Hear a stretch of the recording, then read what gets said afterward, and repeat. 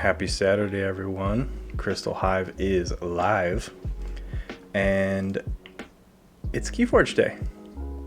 What? So I'm going to play through some older decks that I've dismissed in previous sets as being good, but not good enough. And I'm just curious. 3 of the 4 are Worlds Collide. One of them is a mass mutation deck that I initially wrote off and want to revisit it and see what's going on. So, I am looking at my stream. I'm dropping frame rate like crazy. Let me see what's running in the background and go from there. Let's just close Steam. Let's go to Ubisoft and OneNote. Okay. That should speed things up a little bit. And Lazarus, thank you for assimilating. Welcome to the Crystal Hive Chaos. I'm gonna start with. Let's start with the top one. Do a mass mutation deck. This is the Crassly Sinister Producer of Sleet Hill. Or Sleethil, however you want to pronounce it.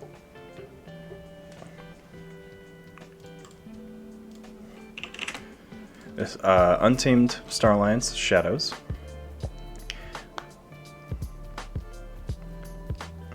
Let's see, I've got a Pismire, some Flumph. This is probably, I think, my highest enhanced deck. And as first player, I'm gonna mulligan. That's not a great starting hand. Fangtooth early is nice. Let's go ahead and go. Star Alliance and drop a Stealth Stir. And draw and do a whole bunch of shadow stuff.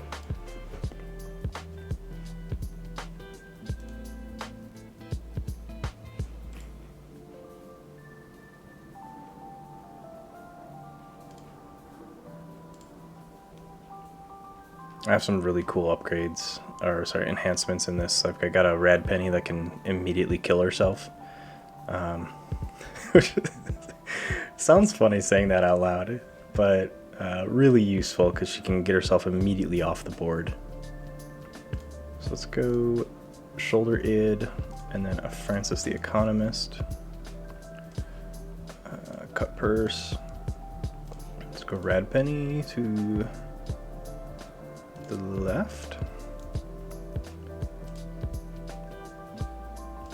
And then Mug to get that snake off the board. I know that Red Penny was a suboptimal play. She wasn't able to steal anything because my opponent had no Ember, but I didn't want that Macis Asp to do any significant damage to my board, so I just wanted to do damage and kill her.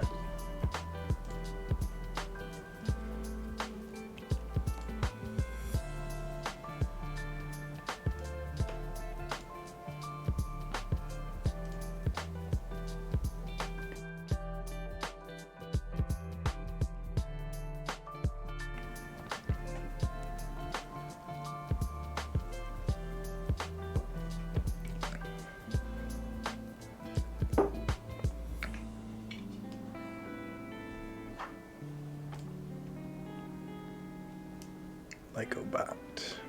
Who you gonna hit?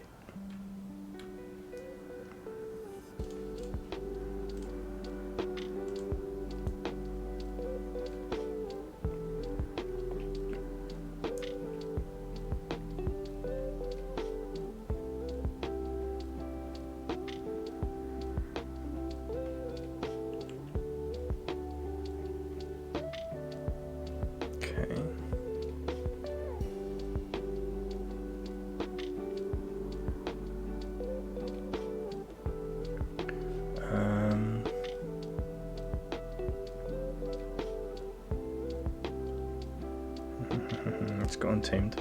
Let's play Wild Bounty. Have Capture going Rad Penny to entice him to kill her. And let's get a double benefit here out of Wild Spirit. And then a Flumph to hit a damage on Mycobot. Hope that everyone's having a great weekend and had a good Veterans Day. Got one more week until Thanksgiving here in the States. Lots and lots of delicious food.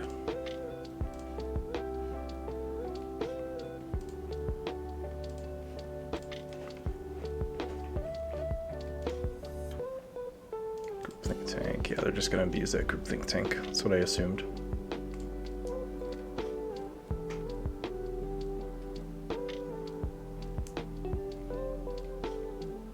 Discard a Dark Minion. Okay. And I cannot reap.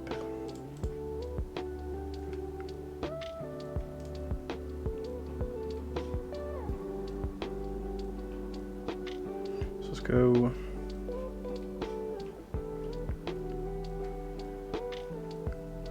Hey Ketzer, thanks for hanging out. Veterans Day was this past Wednesday. It was November 11th this year.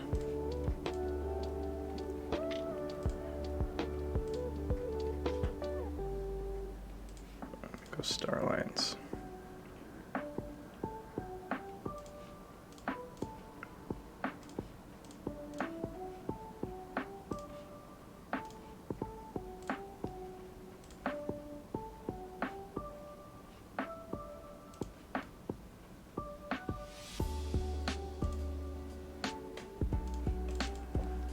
I personally don't know any veterans that are currently still with us. The veterans that are in my personal life have passed away many years ago, but it's still always good to not really thank them for their service, I guess. I always like to think of it as a way of thanking them for making that choice to protect our country however they see fit. So, because a lot of our veterans don't see active service. Some of them are in intelligence. Not a lot of them see frontlines battle. So I don't really see that as a sacrifice, but they're working in a way to protect our citizens, however that might mean.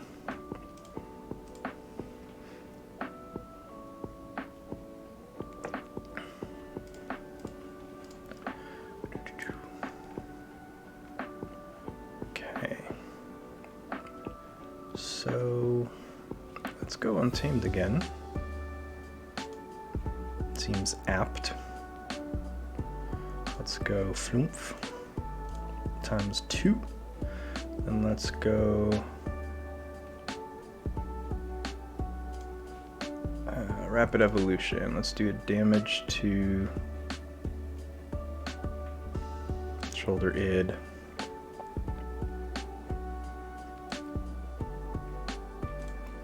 And then let's have Flumph fight and take out Shoulder Id. Say Observe You Max, and then let's have Flumph give the other Flumph a buff.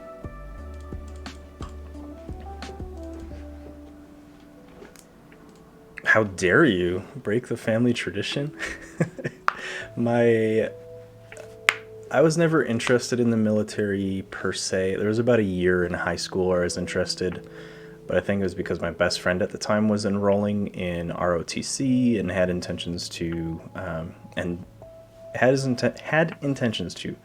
actually did enroll in the Air Force. So I think I was more interested in it because I was curious why they wanted to enroll, but I myself didn't decide to. In my family, I'm trying to remember all of the veterans. The immediate one I know of is my maternal, so my mom's stepfather. He was in the Navy during World War II. And then I don't think there's much military history in my family from that point forward. Pretty non-military family. We're all lovers, not fighters.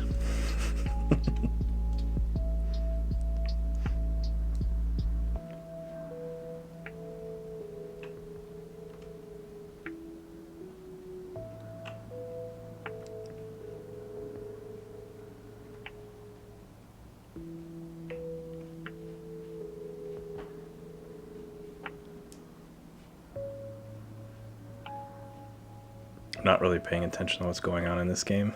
So I looked at the board, I'm like, has anything happened the last 3 turns? No? Okay.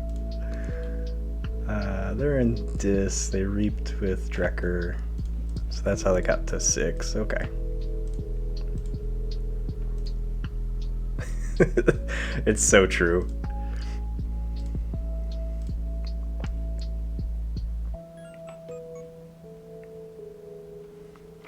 Shapochu83. Welcome to the Martian Chaos. Thanks for assimilating. Yeah, this is the only deck I personally own that has Commander Dirkskar. That's Drexskar, however you want to pronounce that. I love that card. It's a weird card at times, but for the most point, I really like it. The deck doesn't fully revolve around it, so it's kind of a trap card. But I am going to go and play a Subtle Auto. Reap with Brad Penny. Let's play Ransack, steal 1, and it just stops there. Okay.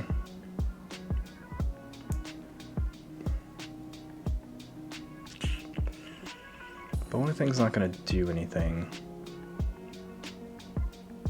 But it's going to give me more Reap targets, so I'm just going to go and put them out. And I'll hit go bot again.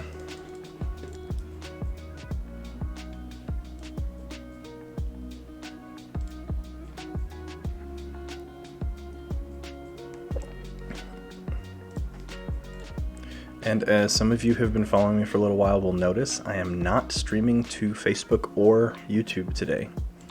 I am only streaming to Twitch. I'm trying this whole only stream to Twitch thing. Just trying to direct all my viewers to one location. So I will be posting my VODs to YouTube a day after I stream. My VOD is immediately available on Twitch, and on Facebook I won't be posting any videos unless I've got some cool clips, but Facebook will mainly be where I advertise my streams, and then from there I'll be streaming just on Twitch. And hello to both Orion and Rickster. We got a really nice crew today. This is awesome. Thanks everybody.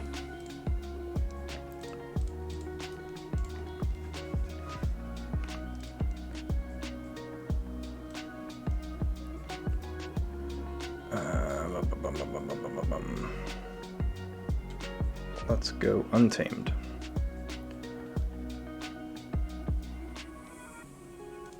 I'm gonna attach an Earthbind to... Sure, Commander Dirkskar. Let's go Dark Fairy. And then a Pismire. And Lost in the Woods. I'm gonna shuffle... I'm gonna get Rad Penny back in there, and then I'm going to get Bonething back in there. I'm gonna bounce...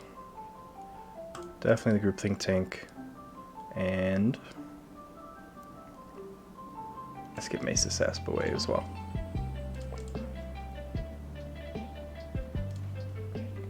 I almost forgot to use Flumph. Let's take him out. That'll take out. Interesting. Oh, they did Lucky Dice. Okay. Right.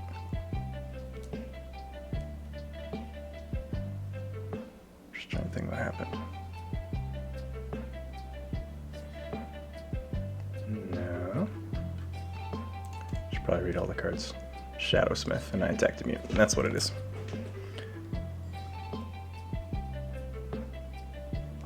How's everyone's weekend going so far? I do have to announce, because it may not seem like a good number to everyone else, but I'm peaking at 7 viewers right now, and usually my live Keyforge streams hit about 2 to 3. So 7 is amazing, and I thank everyone that's in this channel just watching me right now. I appreciate it.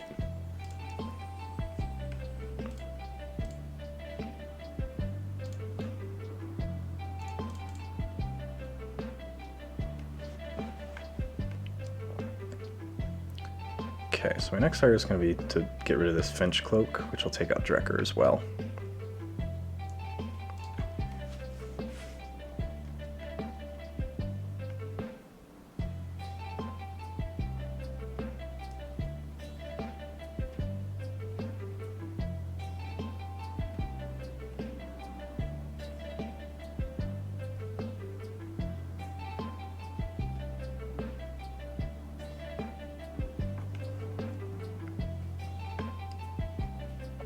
Blue key.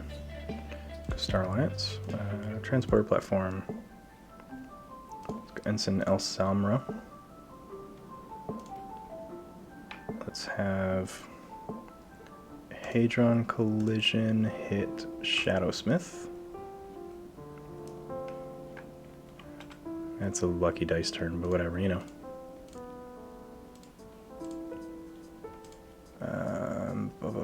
Let's go action to swap with Flumph. Have Flumph Reap.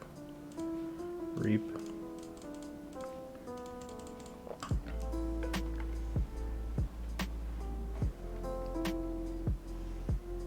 Was Oak Branch your deck, Rickster?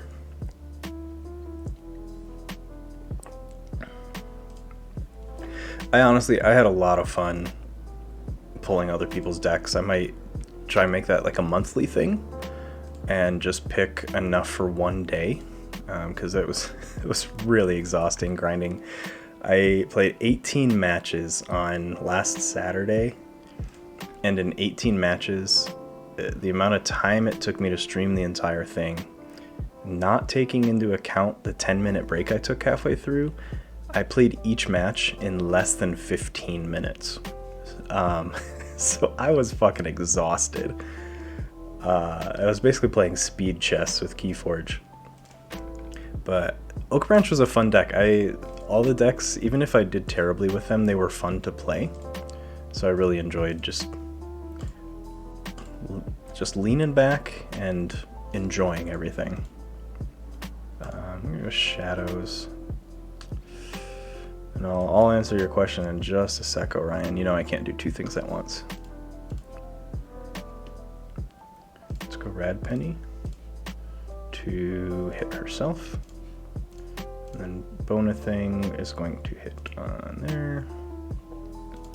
This isn't looking like I'm going to win, but whatever. Yeah, today is just, I don't really have a theme or any type of overarching plan.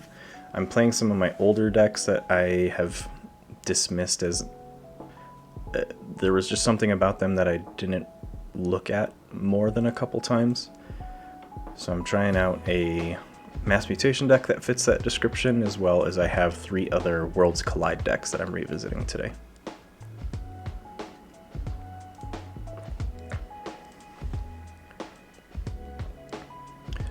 $180. Come on, Rickster. You can do better than that. I think the player in the world that owns the most is they're a follower of my channel, the DC Trays. You'll see him in the Keyforge channels all the time on Facebook. I think they have over 7,000 decks.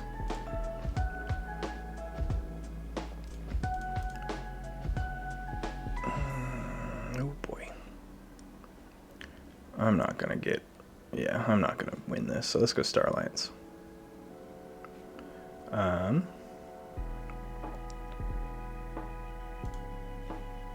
Discard, I guess. Let's go Stunner.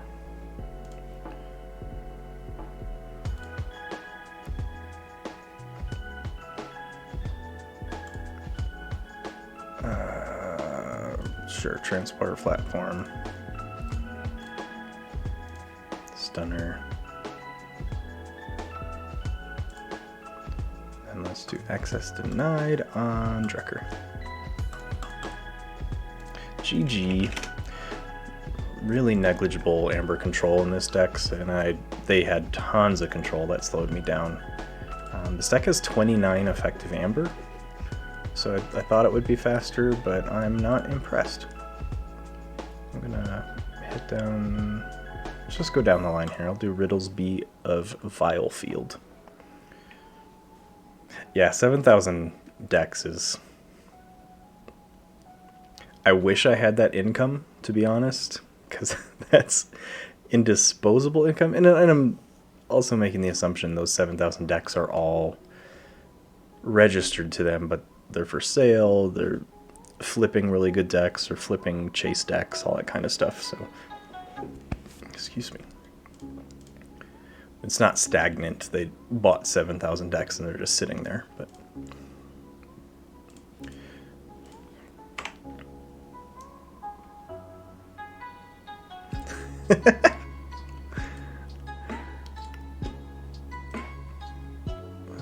let's do this. There we go.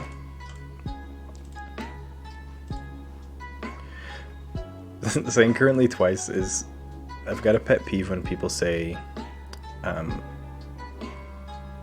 when they say and also, or things like and also I'm also doing X, or and also I want you to come with me too. Just redundancy, people.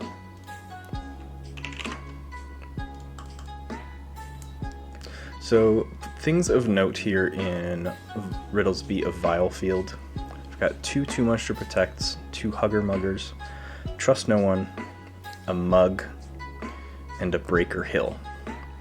So lots of steel control. Well, I've also got an Umbra down there. Displant is cool, but I want to stay outside of Dis as much as humanly possible. The catch to that being I want to mulligan for Lord Invidious and get him out turn 1 so I can start stealing my enemy's creatures and make my Dis house more alluring. Nope.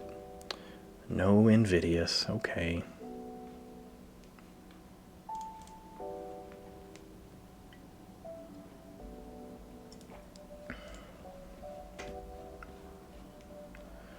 They're starting in Dis. What do they have? They're playing a Coda deck with a Keyhammer, a Gateway, and 2 Ember Imps.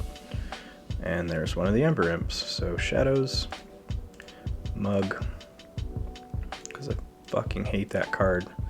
It's such a crippling opening to have an Ember Imp against you on turn 1, because if you don't have out-of-hand damage, until you get that out-of-hand damage, you're screwed. And there's my Invidious, so I'm going to start trying to build around that as long as it doesn't cripple me. Let's go Dis. Invidious. Rot Cub. And then Dendrix. And I do draw another Dis creature so I can trigger Invidious next turn, depending on how my battle line goes.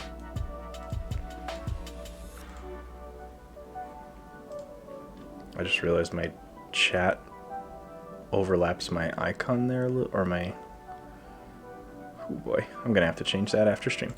Let's see. What do I hope to see from Mars when they make their triumphant return? Being a huge Mars fan, I really want Mars to have...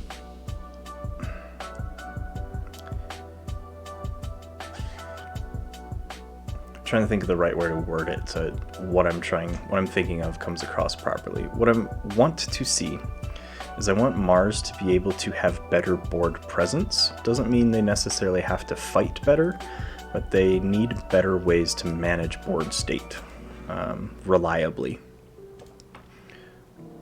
I think what they were trying to do with Age of Ascension was really cool, but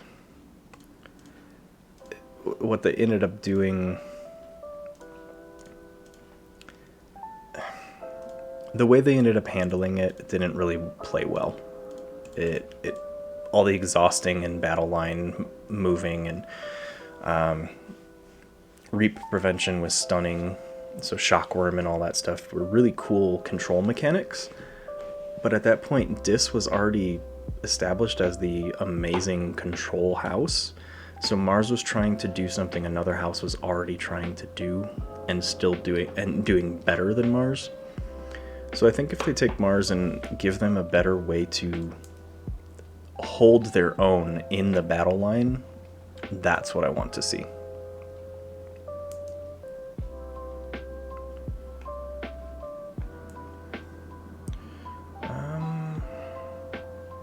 just go Saurian. I've got a good Saurian line here.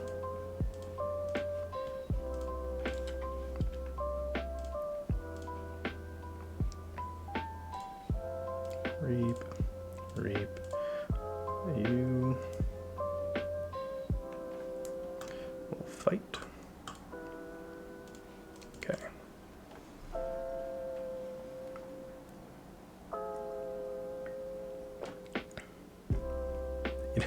The funny thing is, in Coda, I never had a good Mars house until, I want to say, like a month before the Denver Vault Tour.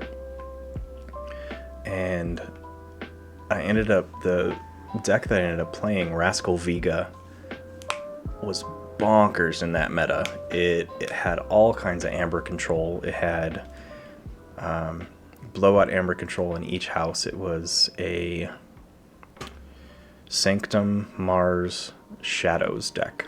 So it had Too Much to Protect, Stairway to Heaven, or whatever that card is. I always think of the song name, Doorstep to Heaven. And then it had, I forget the Mars Explosion, where you lose all your amber, your opponent loses triple that amount. Let's keep with Saurian here. Let's reap. I'm gonna exalt and then enrage all dis. Reap, reap. Gonna have you fight. Amber Imp, sure, buff yourself. Let's go Shrix. Shatterstorm, that's what I knew it was something storm. But I never had a good Crystal Hive deck. I've got a couple decks that have Crystal Hive in it, but one of them, no joke, has a Crystal Hive, 0 Mars creatures. 0 Mars creatures. So as soon as I saw that, I just retired that thing to the shelf. Hello from the United States. Thanks for checking out from the UK.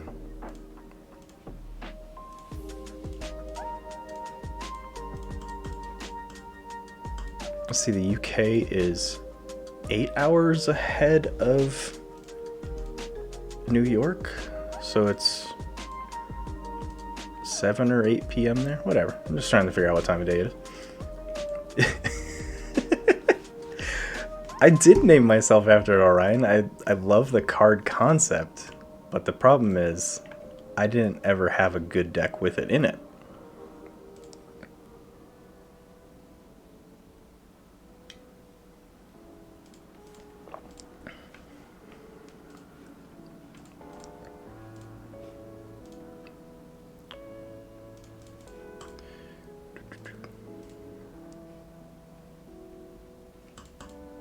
Months. So you hopped on at Worlds Collide then, Shapochu? Yeah, well, welcome to the money sink that is Keyforge. You're in good company.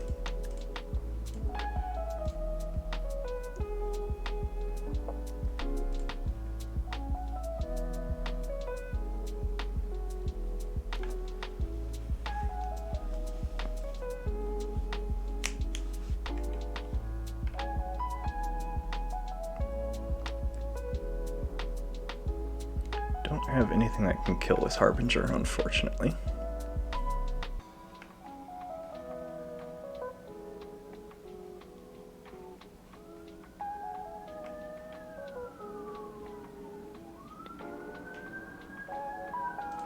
Shadows. Let's go Long Fused Mines.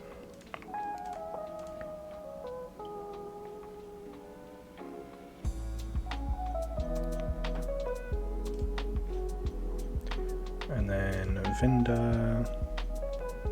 Let's go to the right. It's Chimera Eclipse and then Trust No One.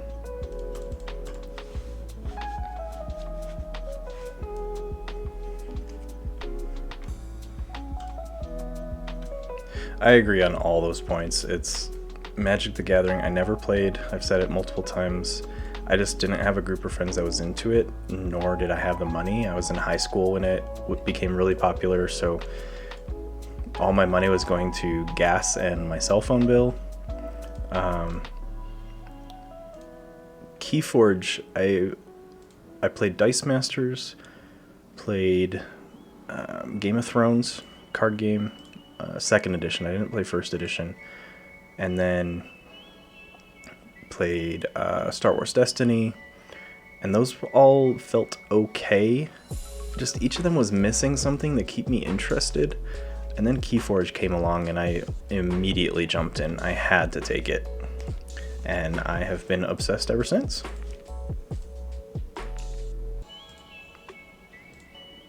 Yeah, Destiny is a money sink. And for the entire fate of the game to rely on how well you roll, which you'll learn through my play, I play terribly when things come to chance. So it was a good choice for me to transition to Keyforge for multiple reasons. I'm gonna go Saurian. Let's go Axiom. Save my Harbinger. Let's go Flophosaurus and Draco Praco. And I'm gonna go ahead and discard that.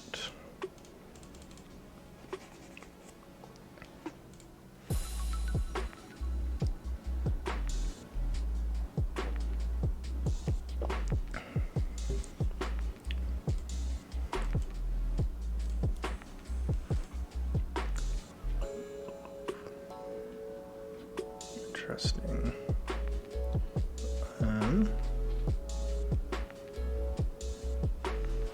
Guess I'm gonna just get this going.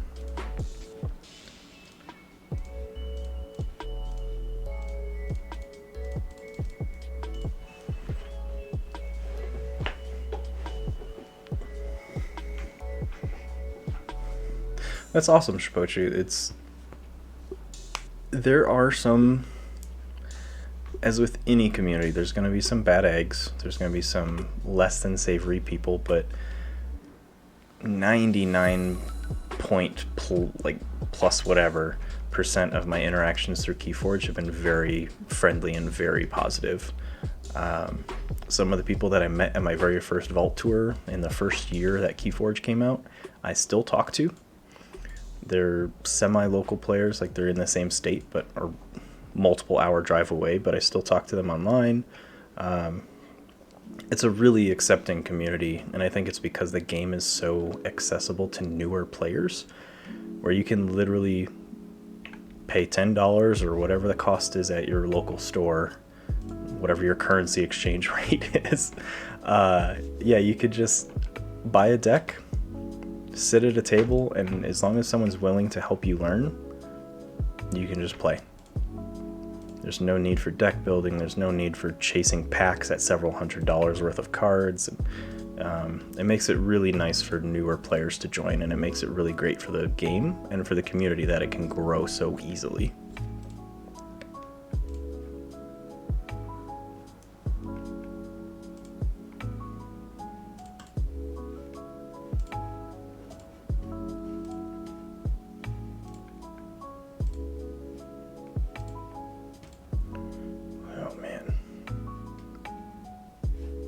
I'm just going to keep dumping stuff here.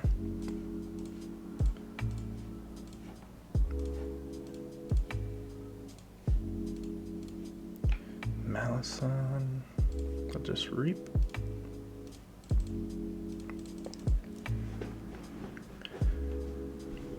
In that case, Shaposhu, I'm really happy you found Keyforge as well. We all need some way to survive. I've been 3D printing and streaming, changing my stream schedule a little bit and to incorporate video games, which is I've always wanted to stream video games, so I found a way to make that work. And we all need to find some way to keep ourselves going in this lockdown, so whatever that means, as long as you're not harming other people and harming just humans in general, I guess. It's a great, Keyforge is a great community, and it's easy to just hop on TCO and and just spin your tires and waste some time to calm your brain or whatever you need to do.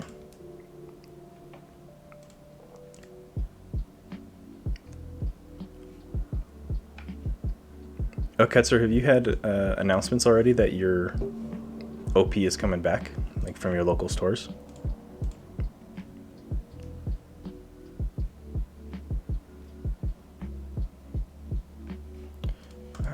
Yeah, it doesn't look like I'm going to be able to win this one. I've got a really weird hand here, so I'm just going to too much to protect. Displant, reap, and they get me by one action.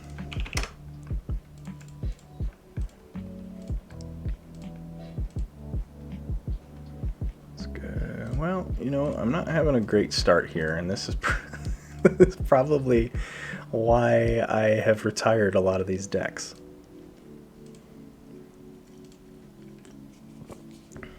Yeah, so in my area, there's really two stores, which that feels better on my wrist. I have two stores that both support Keyforge. One of them is currently running events weekly-ish. I think they've been officially firing events about every other week. And they just play on a night in which I can't make it. My wife and I have other plans, so the other store, which is closer to my house, the store is open for retail, so you can go in and buy packs and buy any other games you want, but they are not open for sit down and play. They're not. Our current county has some really weird rules about what stores can and can't stay open for in-person sort of loitering. So it's I really want to play in person again, but I'm also in no rush to risk myself getting coronavirus, so I am more than willing to wait. Let's go Logos Twin Bolt, this Snufflegator, Quant, and Babbling Bibliophile. I'm not used to having this many people in stream. I can't I can't reply to everyone, so if I don't get to your comment, feel free to obviously talk amongst yourselves. But the SAS Shipochu, I don't remember most of these. I think they're low 70s. So pretty great for competitive chainbound, but not great for anything above that.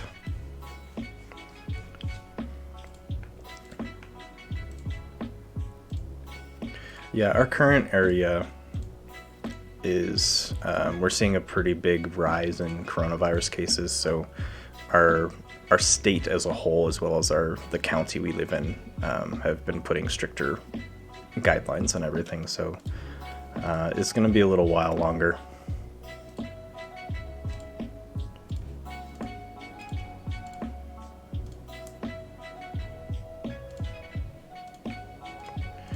Yeah, let's exhume that quant. And let's misery exploit for one.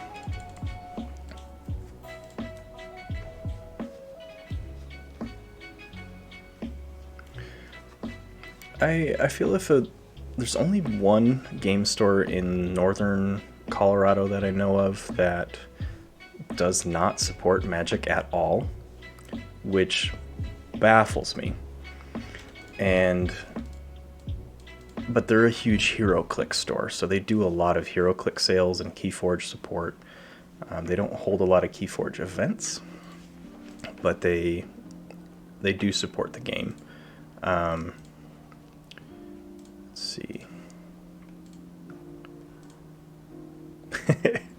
Rickster, you're Canadian. I need to do my UPer accent.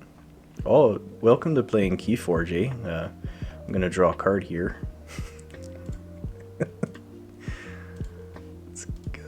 Let's go Saurian. Board. Come on. I'm getting some weird lag. There we go. Yeah, advice for playing online. Crucible Online is an amazing tool for just getting pure repetition. The more you play your decks, the more you play. Honestly, playing sealed online is a great way to learn the card pool. Just hop in sealed games, look at your deck list, try and find those combos you haven't seen before, and just open yourself up to different lines of play and try and play each match differently. The more you challenge yourself on how you play as well as the type of decks you play, the more well-rounded player you're going to be, and you're going to be able to see what your opponent is trying to do, and you're going to be able to see that better. Obviously, don't be salty. There are some people who are very salty online. I can get salty from, I'd say, a fair amount of time. And I'm just going to make sure I hit the right thing here. Yeah, Snufflegator. But I'm never salty at people. So my distinction on Shapochu's advice is don't be salty at someone else. You can always be salty at your own mistakes, but don't beat yourself up for that. You're going to make mistakes. I still make mistakes, even in competitive tournaments. Like, I'll sit here and be like, why the fuck did I do that? Why did I do that? So learn from your mistakes. Keep an open mind. Try different play lines. Try different houses. One thing that I really like to do locally. 1 second, sorry.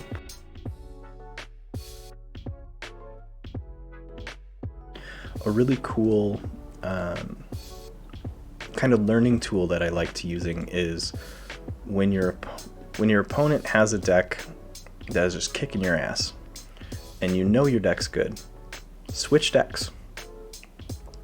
Play your opponent's deck, you play yours. Play it reversal style.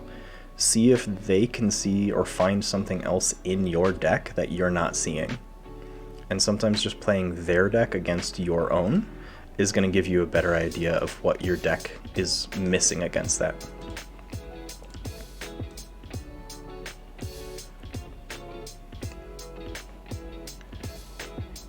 Okay, so here's the thing, Orion. The only thing you've said this entire... you said hello and a couple other comments, and now you're being all sassy about my 2/2/2 hands.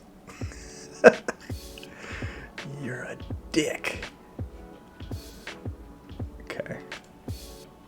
No, I draw 2/2/2 like my life depended on it. But I am lagging out here. We're having a crazy windstorm right now, so my internet's pretty unstable.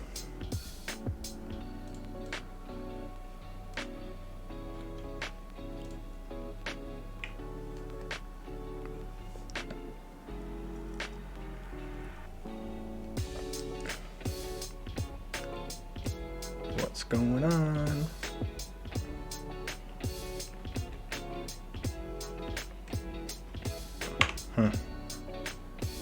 There we go.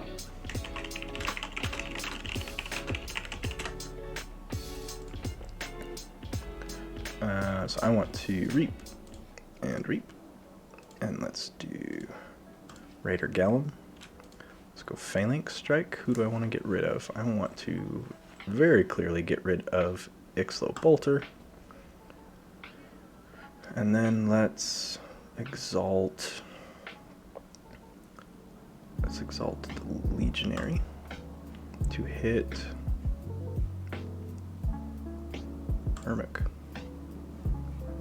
And then reap. They already have a fight heavy deck, and I actually want them to reap because I've got Candle Unit, so I'm gonna not exalt.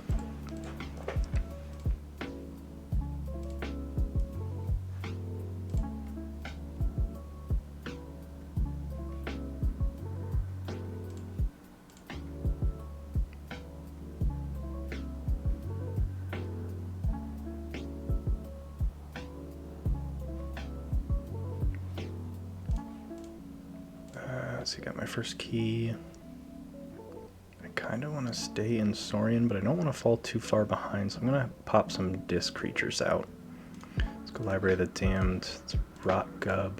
make him lose an Amber. Let's go Dendrix, Lilithal, and then Creeping Oblivion. Let's look at their discard. Purge. Let's get rid of Nocturnal Maneuver and Mothership.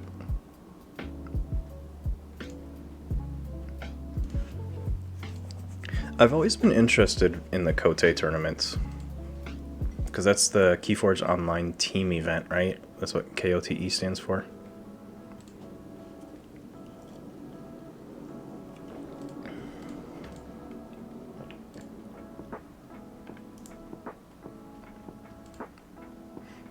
And for the longest time in this game, or this match, I've had not 2-2-2 hands, and now that Orion has said something, I went from a 4-2 to a 3-2-1, and I'm worried my next hand is going to be a 2-2-2.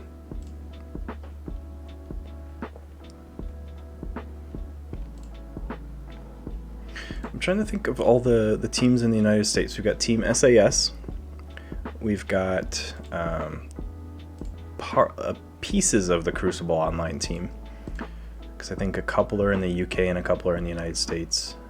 And then we've got Bouncing Death Quark. They're out of the US. Myself, but I'm not a team. I'm a team of one.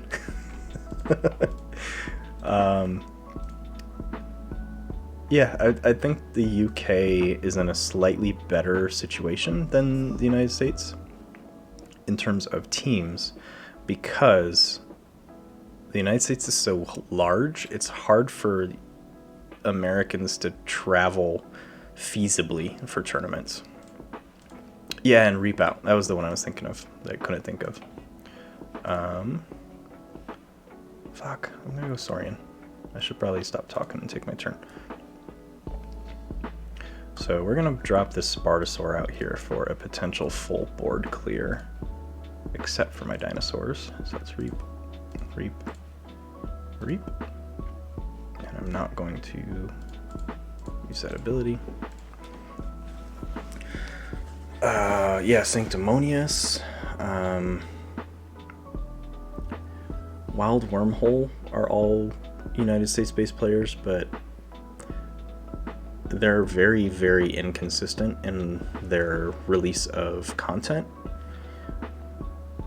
So they're one that a lot of people easily forget about. Oh, who else? Time Shapers, which is Aurora. She's based out of the United States.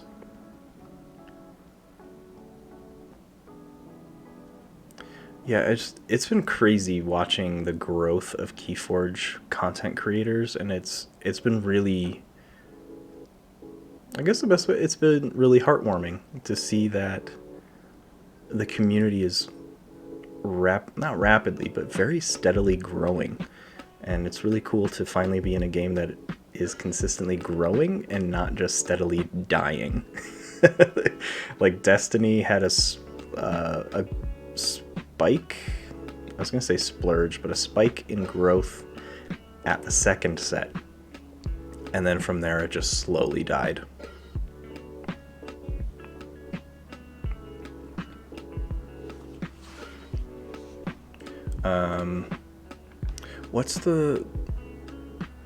Who are the content creators that you love, Orion? It's Tabletop Royale. Are they US? Ooh, we're going Logos because I've got a great interdimensional graft here. Thank you.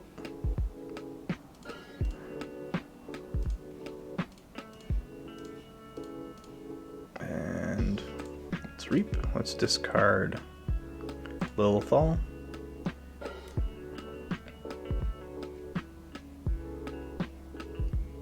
Ooh. Let's go ahead and Reap. And sure, I guess I'll hit my mother. Or my daughter. And we're gonna pop all this stuff in order. Okay. And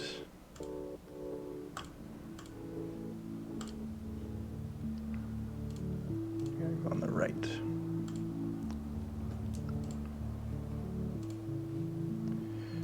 I hate all these triggers. Bear with me. I gotta click through all of this.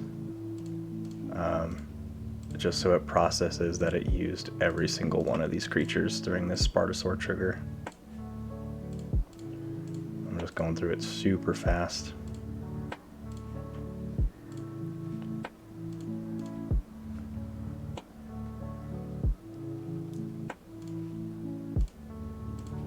It's a Hapsis.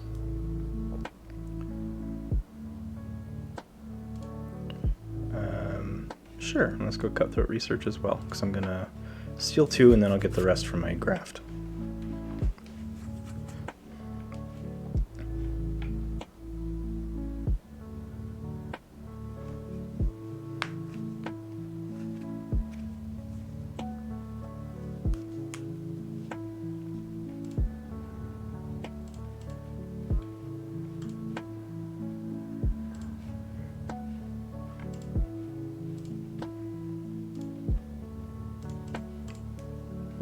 So I've got 2 keys lined up here. And if they're gonna Coward's End, my Automaton's gonna stay is what's gonna happen.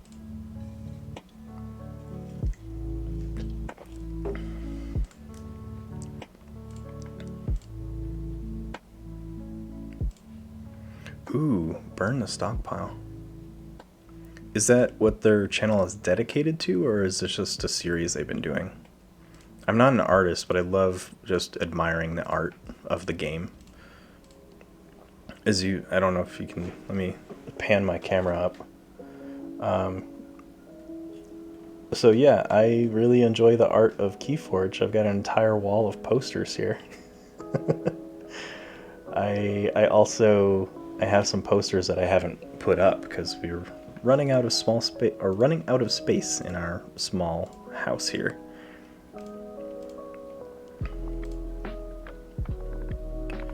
I'm going to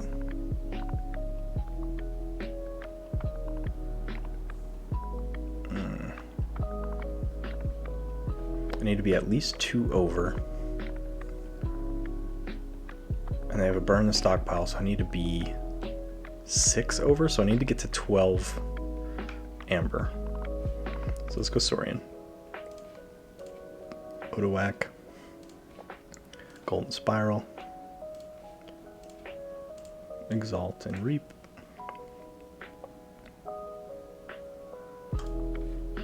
Chant Hubris, let's move 1 over. Then let's Tribute. Internet checkmate of 13. I'll have to check out Burn the Stockpile and see their current series.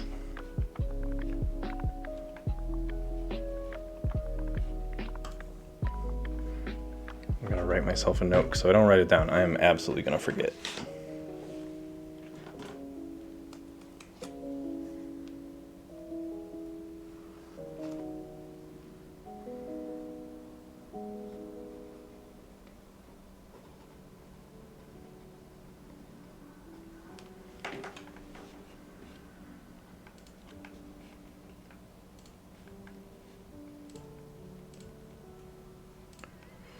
GG. I won one. This has been one of my more interesting decks. I really like it. Gordon Prof Croc Fotu. It has some board, actually has 2 board clears, so it's got an Axiom and then Spartosaur as a board clear that a lot of people don't remember because it's a rare card. It's great for non-Worlds Collide decks. Just, oh, you killed that Amber candle unit because you didn't want me getting cards while you reap? Well, guess what? Now you wiped your whole board and I have dinosaurs left.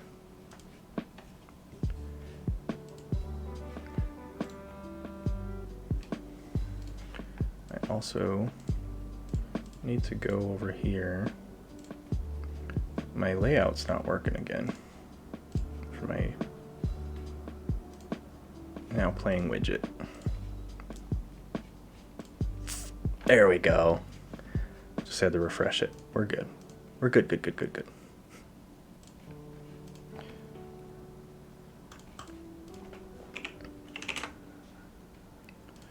Ooh, that's a nice start hand. I like that. I'm gonna keep it.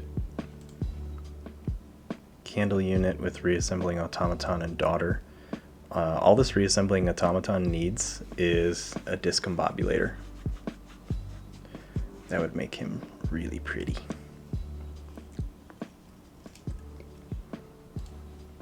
Let's go logos. Twin bolt emission. Automaton. Candle unit and daughter.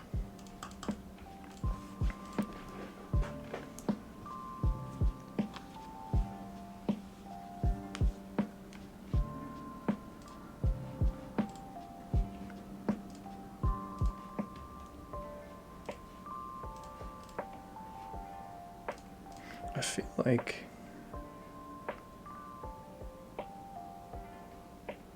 where's the link for this?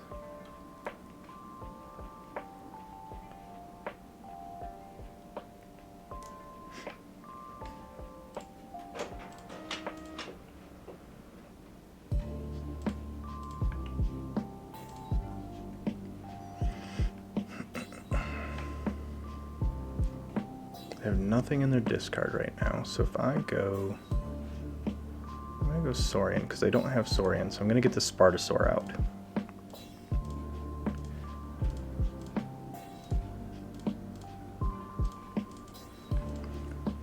Automaton with Quadricorder. Oops, 1 second. So yeah, I just had to reread the wording of Quadricorder because I know it throws me off every time, or now and again, but that would be pretty gross. It's just, oh, you're always going to have at least +1 to your keys. Have fun trying to get rid of that.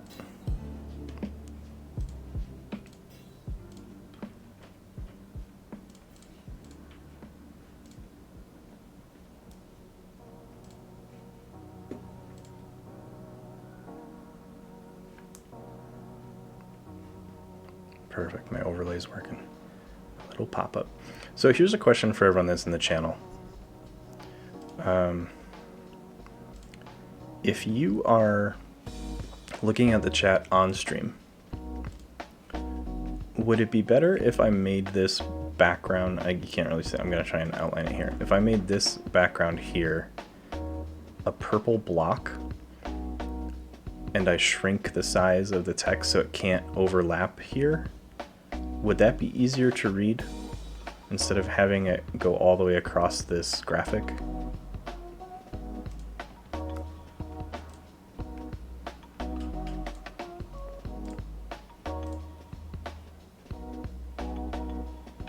Go logos to reap.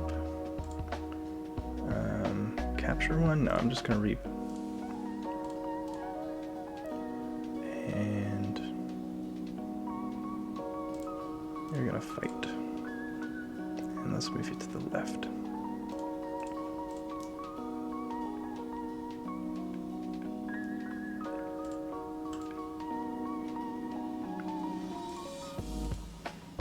Thanks for joining the stream and assimilating, Shapochu. Every Saturday I stream Keyforge, and every Friday night I stream video games. Been playing a lot of Assassin's Creed Valhalla, so if you're interested in that, check me out then as well. And thank you. I appreciate that. It's always nice to hear feedback about what I'm doing.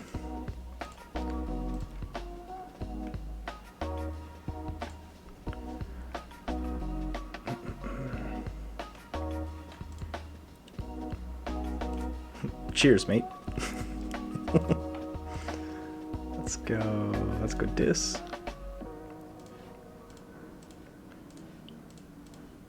Library of the Damned, let's go Lilithal. Creeping Oblivion. Opponents, let's hit that Observumax and that. I don't really care about this Subdue, I'm gonna get rid of this Censor Chief Garcia.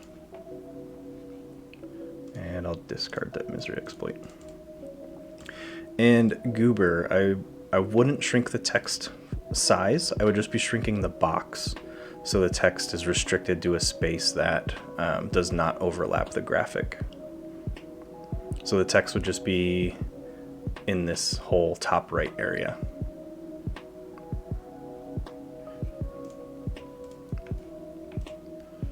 Let's go dis to fight histricog. Let's reap. Play another Lilithal. Library of the Damned to archive. Let's go Chance of Hubris.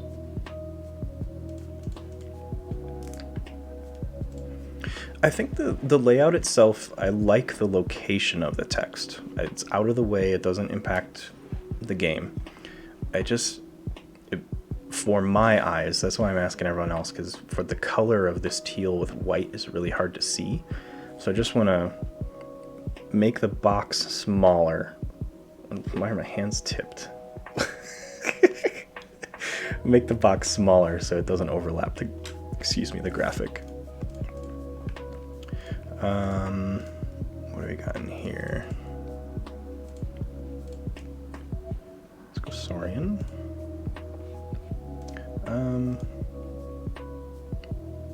I don't need my... Ooh. I'm gonna take my archives, sure.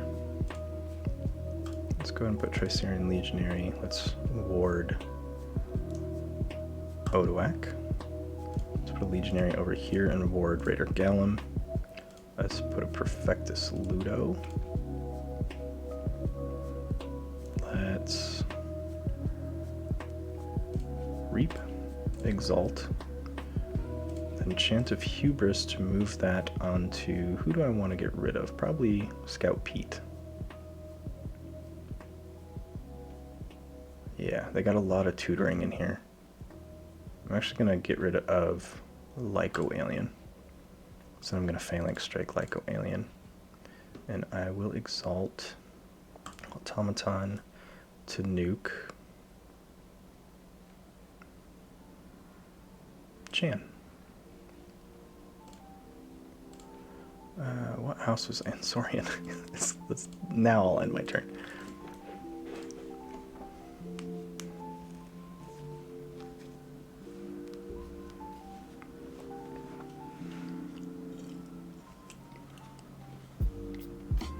And I know that chat is hopping because this little toaster from Stream Elements just reminding people, click that follow button. I'm going to do it as well.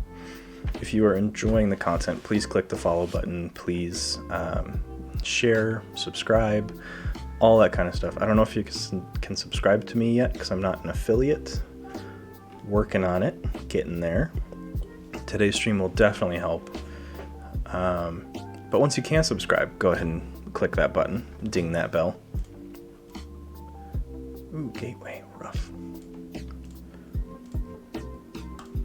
But yeah, this chat toaster comes up if there's only been, I think, 50 unique chats in half an hour.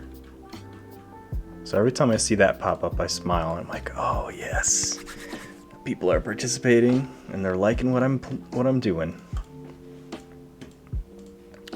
I'm gonna go dis again. Let's drop a Rot Gub and a Rot Gub.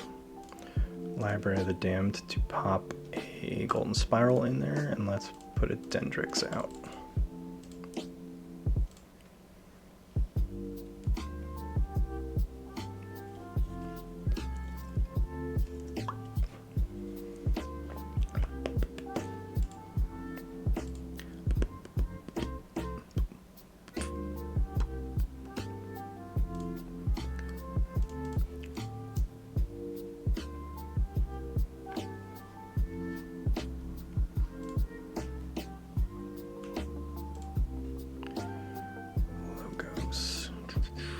No to my archives. Let's get the Babbling Bibliophile out. Quant. Let's just play Cutthroat for an Amber. Let's get Groupthink Tank out and nuke Gamgee. And let's have automaton fight Francis and move to the right.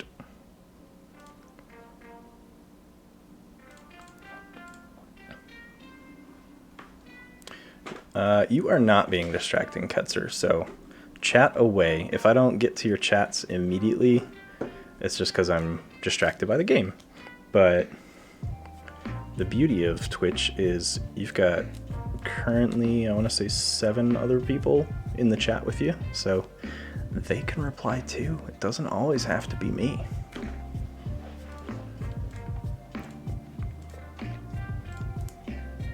And honestly, if you distract me, it's just a good excuse for not winning a game. It's just, oh, I lost because Ketzer was talking again. Blame that person.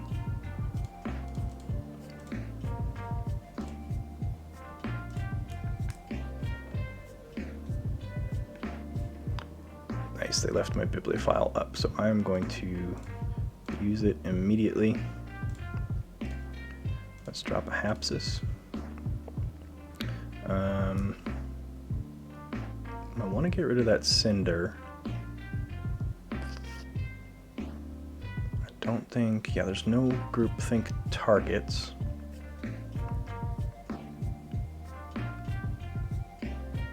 So I'm going to, I'm going to fight Cinder, move to the right, and then I'm going to reap. Call that check at 6.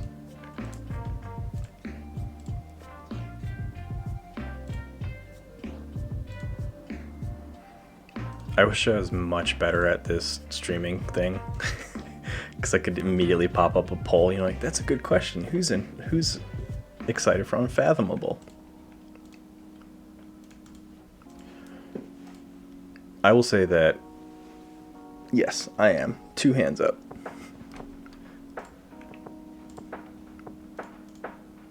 What I'm not excited about is having to say the name Unfathomable on every turn in which I play them. As a joke with my wife, I'm just going to call them the fishies. I'm going to play fishies this turn. I'm going to play the fish people.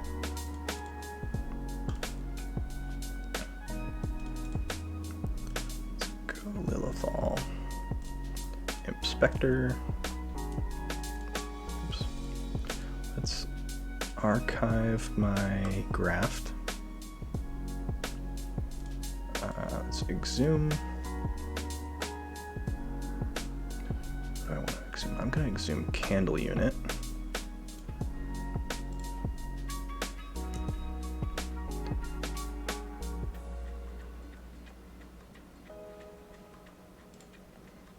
And then I'm going to fight Explorer, make him discard a card. And then I'll bring 6, 5, 5 for my kill targets for 3 fates. I'm fine with that.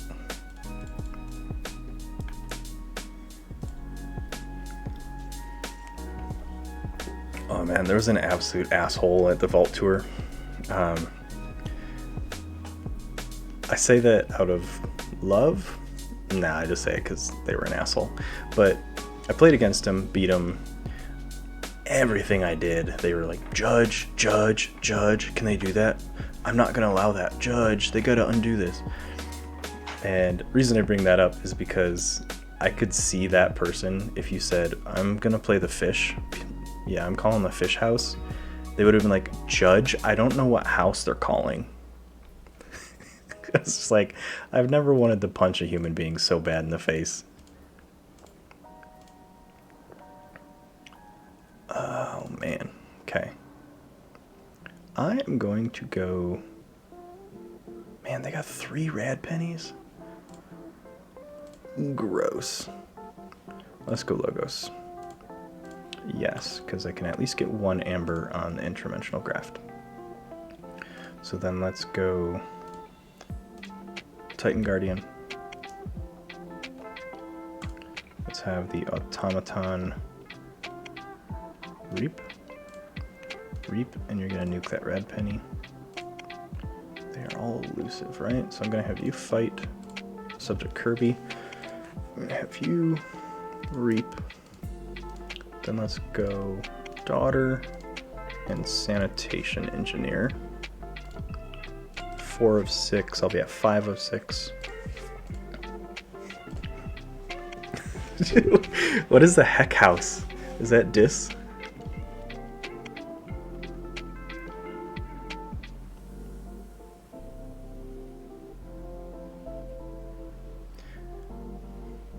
Yeah, I don't say dinos all the time, but our local group does say dinos. Like, I'm gonna play dinos this turn.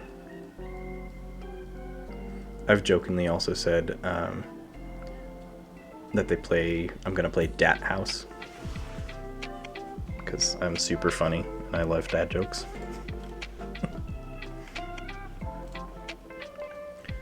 And I was hoping they were gonna use this safe place against that interdimensional graft, but they were smarter than that.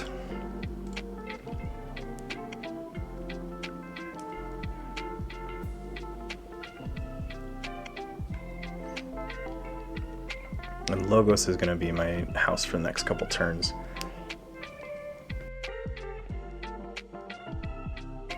Unless they get in check, which they are. So I could capture one with Candle Unit. I could play Tribute. I could raise the key cost.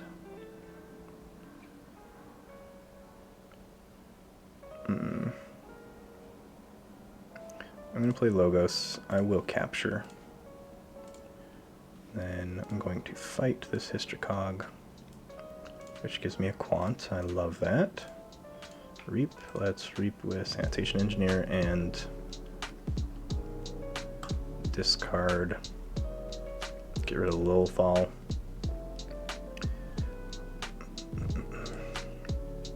Let's reap. Then I guess I'll just fight, but then I'll hit my Titan Guardian to get 2 card draw. And then I'll fight the Automaton into Nexus and move them to the right. And I keep them off a key and I'm at 9 of 6. I think it was too. I think Keyforge is intentionally meant to be, like I said earlier, it's meant to be an accessible game for new players. It has a deep set of strategy as well. It's deceptively difficult to play high-tier Keyforge. And in addition to that, the artwork is... it's not cartoony, it's playful enough that you're like, wow, this is a weird game. But it's also like, the disc stuff is pretty... I guess pretty. I was gonna say use pretty as an adjective, but I'll use it as a noun.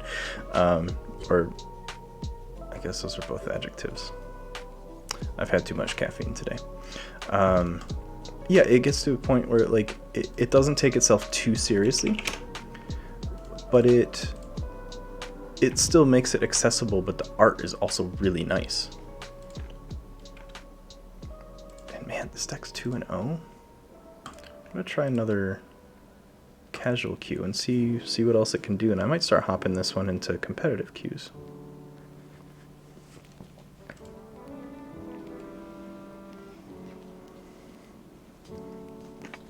I've also been trying to get Gamegenic, the official Fantasy Flight accessories company. I've been trying to get them to support my stream. I just, shameless plug. I'm just like, yeah, can you just like, it would be great if I could support your products, and I would love to do product reviews. Because I mean the Gamegenic Stronghold right here, the Stronghold 100, pretty nice.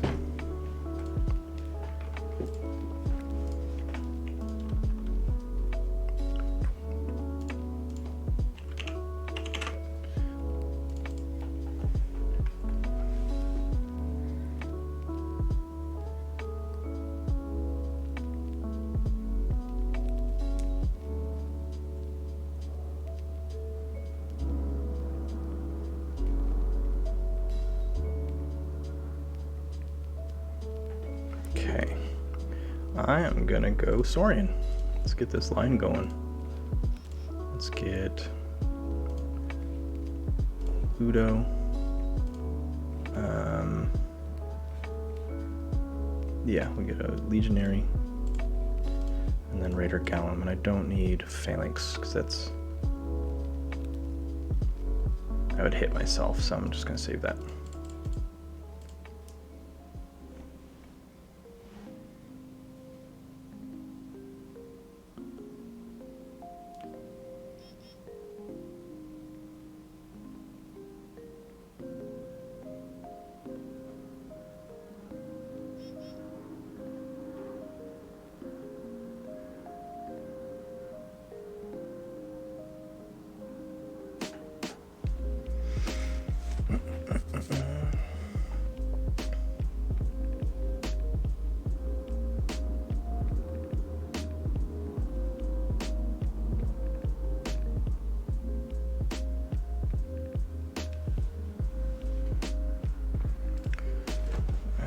Rid of my Ludo.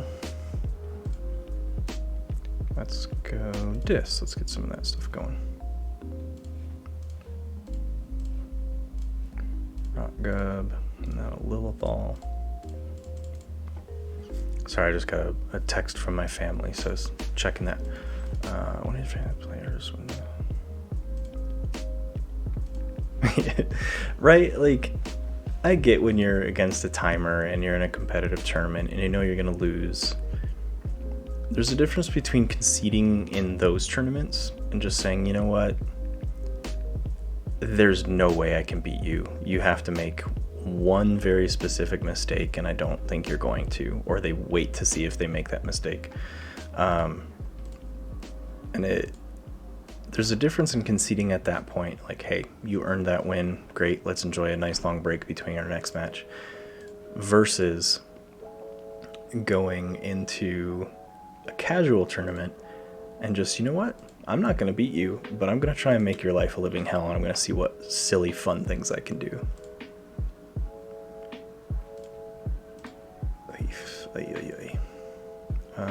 Saurian. Reap.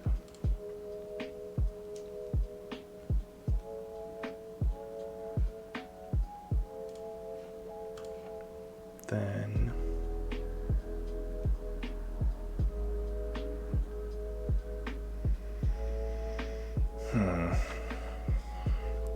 let's go Phalanx Strike. Let's hit Prefectus. Let's Exalt Lilithal, hit Prefectus. Let's go Legionary to ward Lilithal. And then let's Exalt and use to fight and kill Merkins and make them discard a card. And they got rid of Helper Bot.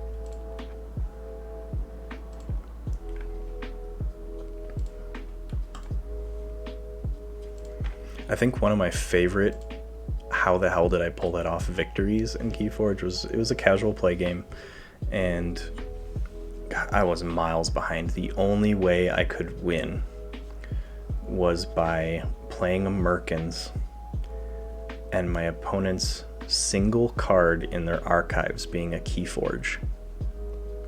Or Keycharge, sorry. And so I was like, you know what? Fuck it.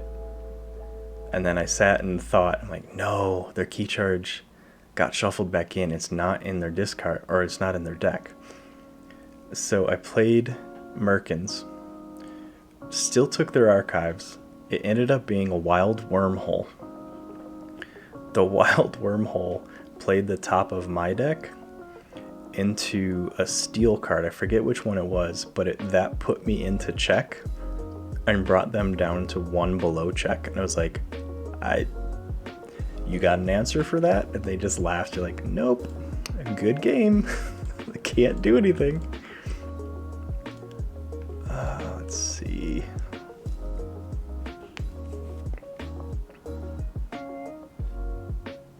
Let's go Logos to go Daughter, Titan Guardian, and then Sanitation Engineer.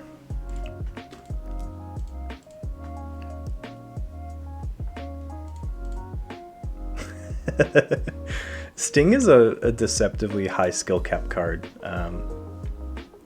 Knowing when to get rid of it is crucial. I played against a deck last weekend. I think it was on stream, I don't remember, but they had the Sting and they just left it out almost all game. And I was like, what the hell are you doing? Turns out they had 2 key cheats and they just forged all their keys with key cheats.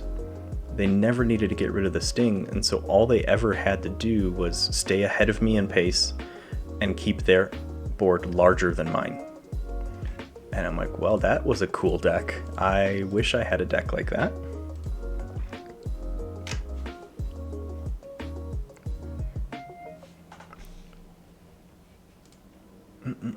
Well, they are kicking my butt here, so they're ahead of me on keys.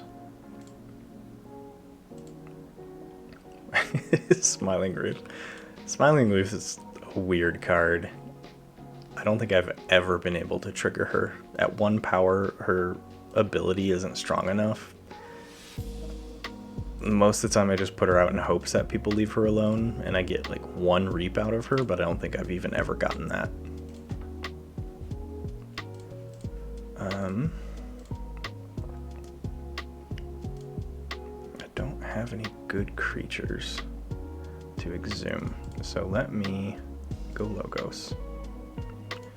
Let's pop Quant.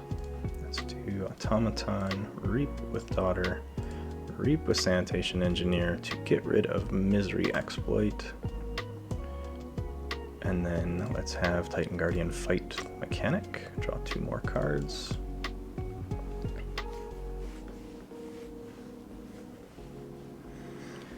Oh yeah, that's gross. I love Keyhammer into Lash, or some type of... My watch is freaking out. Or some type of key cost increase. So the 6 amber they get back from that Keyhammer, or that you give them from the Keyhammer, is like, yeah, have fun spending that.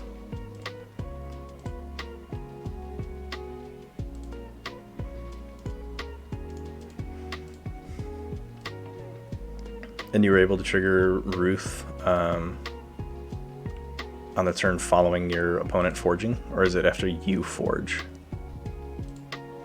I know it has to be a previous turn forge trigger for her to work. Do you still have that card in your deck that you stole from him, or that you controlled or used from him?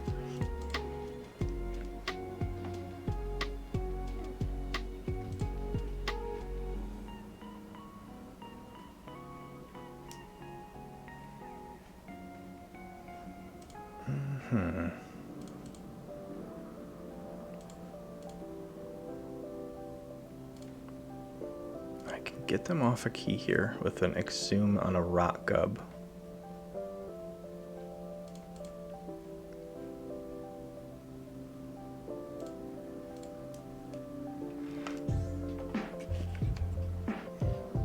Neutron Shark, so let's see what they start hitting here. Probably this little fall, which means I can't keep them off a key.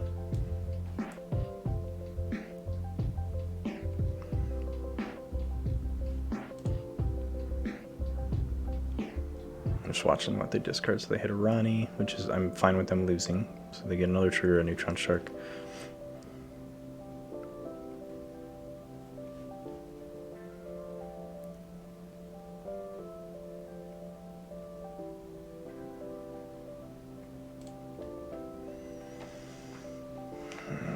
They're getting a really good use out of this Neutron Shark here.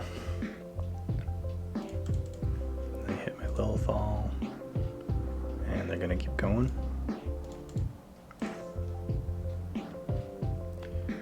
I've done that once. I lost a card to my strongest deck at that point, and I was freaking out for about a week because it was, I think, a month before the Vault Tour, and I wanted to bring that deck.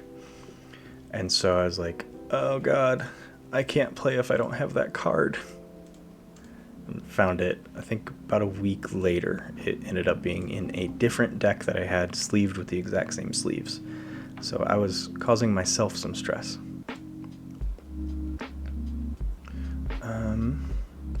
Well, if I go Dis,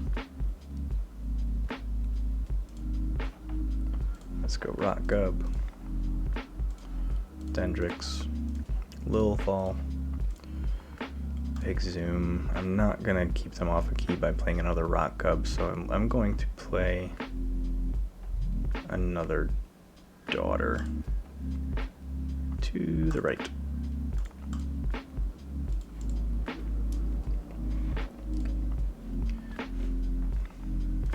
I have a feeling my opponent's playing a competitive deck here.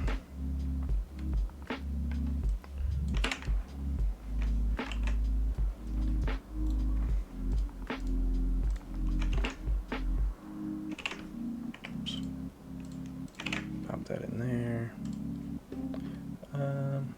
Yeah, a little more competitive than my deck, but in the same ballpark. I'm just getting my ass handed to me.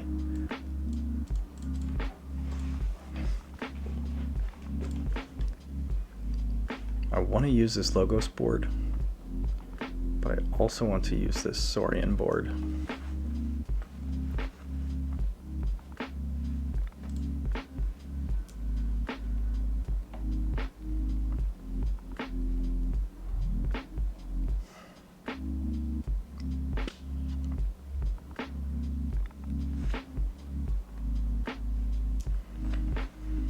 I'll probably drop Saurian.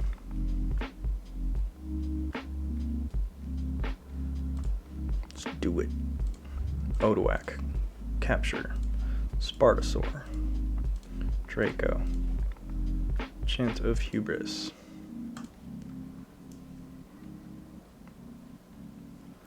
Let's move to Yancey Gang, I guess.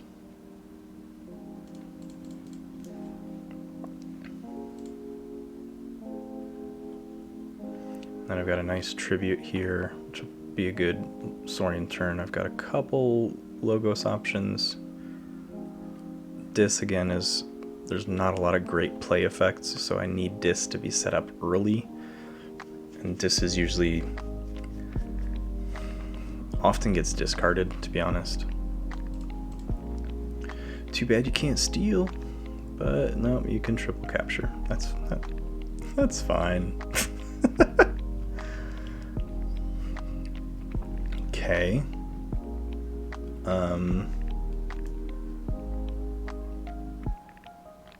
Guess we're going Saurian. So if I have Draco, Fight, and Die, it'll kill everything except for my dinosaurs and automaton. So let's do that. Yep, gotta go through all these triggers. We're gonna Tribute. Let's do it again. Reap, reap.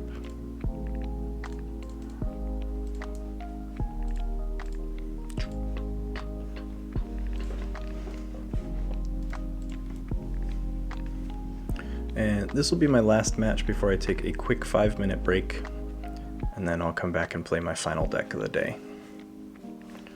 Play that one for about an hour. That should give me about 3 or 4 matches total. 2 or 3 if my opponents play a little slower than usual.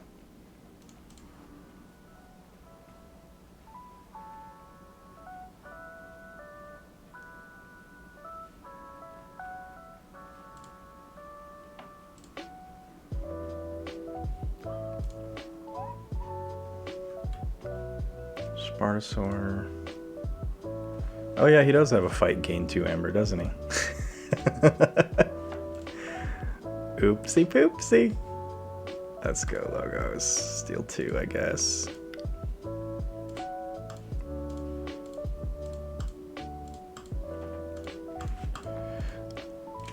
In the grand scheme of things, I stopped caring because I was so far behind. This deck does not have a lot of bonus amber.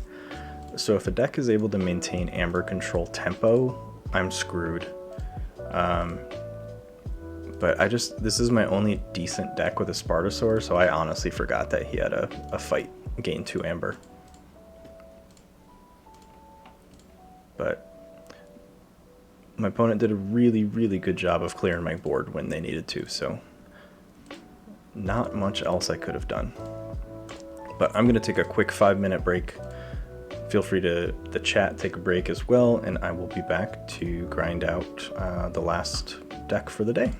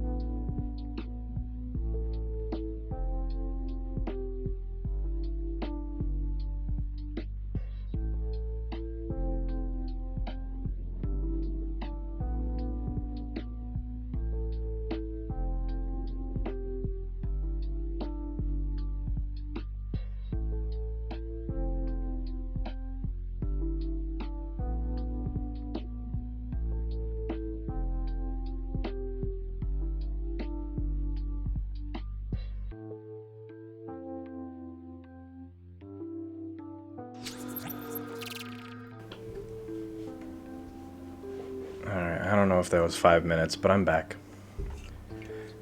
Did you all miss me? Man, Ketzer, you're throwing the good questions out today. If I had to one theme design a new house around.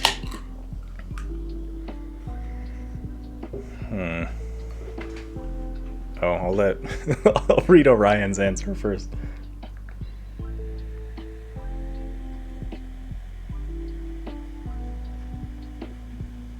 Sorry, I'm pouring myself a drink.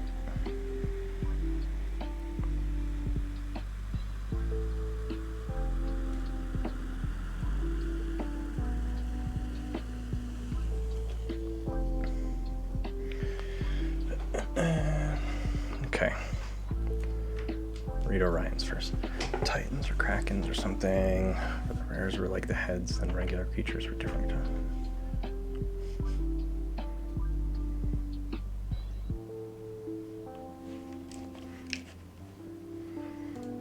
Okay, I can see that. That would be a cool... That would be a really cool theme. Like one of the artifacts, whatever its effect would be, could be like Sunken Treasure, Secret Cove, things like that. That would be cool. I don't want to queue for a game yet, because now I want to think about what theme I would design a house around.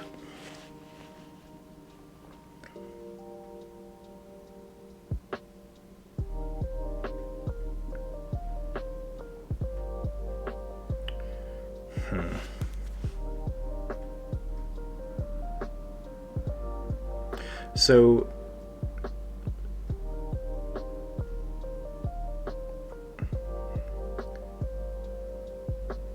I remember seeing an artifact similar to that as well on Orion. I think that's...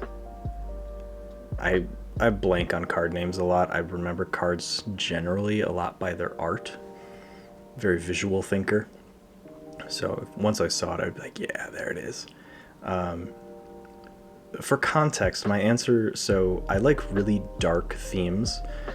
I'm not in the mindset of like, I like gore or like super evil things. I just like the darker nature of the human psyche.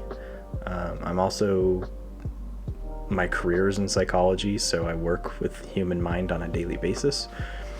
And I think what a really cool theme would be to revolve around fears or like horrors. Like the theme of the deck is just nightmares. So it's not like the creatures are all spirits or specters, and the effects are like agoraphobia can be an upgrade where they're afraid to leave their house, so this creature can't be used, or agoraphobia, like your opponent can't play creatures. Something kleptomania would be a steel card. So I don't know. I haven't hashed it out as much as Orion's hashed his out, but I think it would be cool to play off of that element of not necessarily humans, but ailments that impart against humans and things that it would be a debuffing house, kind of dis-ish. It would be more control and disruption. Find ways to make sure your opponent's creatures or decks can't do what they're meant to do, whether it's for a turn or for the duration of the game.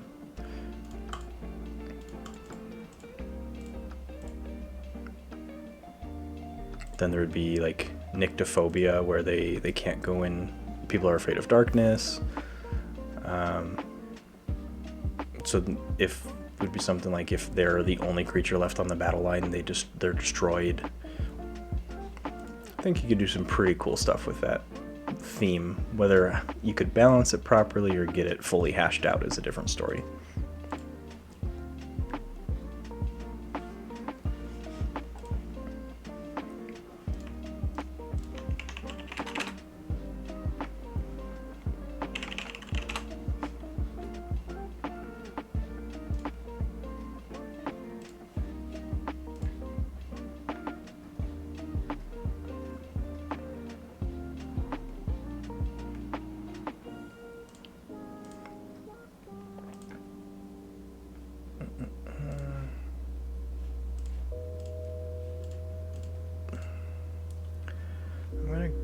Logos. Let's drop an Igor.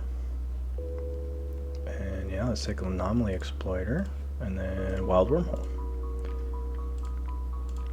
So, sorry, the name of the deck I'm playing is the Wistful Officer Enforcer of Silithia. This was one of my favorites in Worlds Collide. It's got some really crazy potential for Amber Rush and Saurian. A lot of really cool manipulation in Star Alliance. I think I've got a Candle unit in Logos. No, I'm thinking the other one, but I do have Psionic Officer Lang if she ever stays on the board. When my opponents reap, I would ward, or I would archive a card.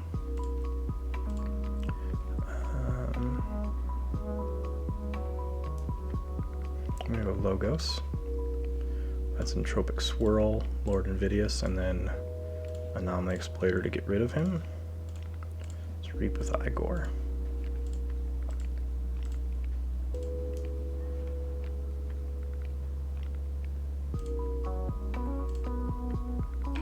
Yeah, the better way to explain what I was thinking about now that I've thought about it is paranormal stuff. So ghosts, specters, zombies, witches, imps kinda, but like familiars, bats, just the typical creepy stuff.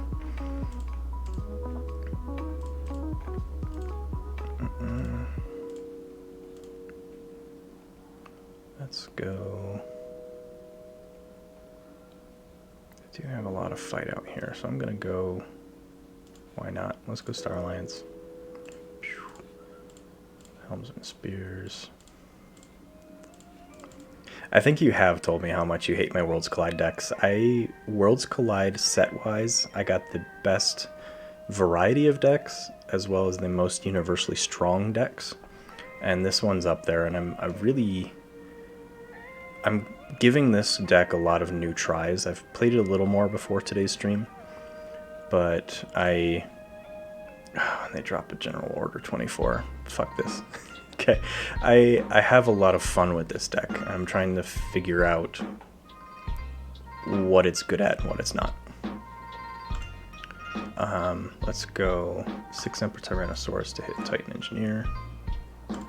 Shrix. And Thero, I guess. I know General Order is going to continue to tick, so I just got to bide my time here a little bit. I don't care about these cards right now.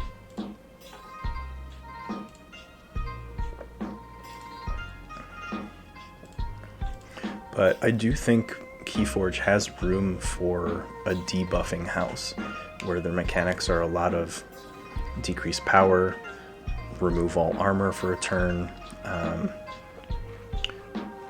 What's the artifact currently in Mass Mutations where all creatures' power goes to 1, or all creatures become a 1/0 creature? I really want to see that haunted mechanic, and I'm hoping that's kind of where my mindset originally went to, where I was like, oh man, if they turn that into a house, and that's the house's mechanic is dealing with the haunted trait, that would be so cool. Or the haunted trigger, that would be so cool. I would love that house. Because then it becomes a lot of play of, you're really getting at, where do I want cards in my discard? When do I want to, like, maybe there's cards in those type of decks where you shuffle your discard.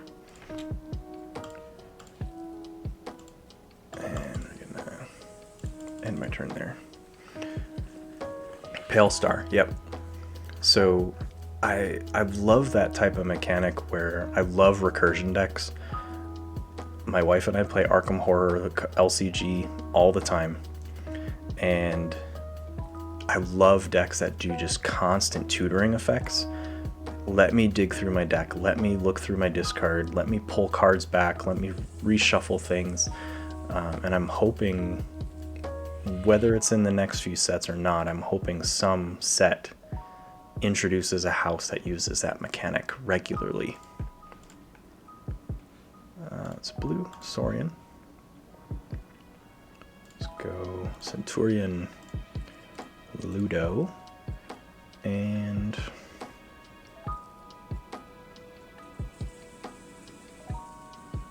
I'm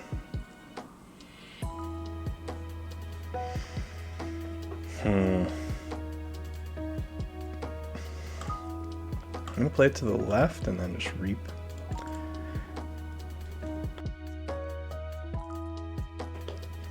Reason I did this seems like a suboptimal play. I'm protecting my Thero Centurion from Snudge.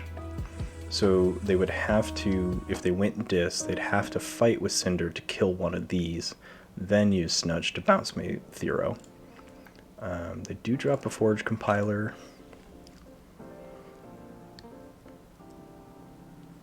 Hangnails here. I have a really nice United Action play here.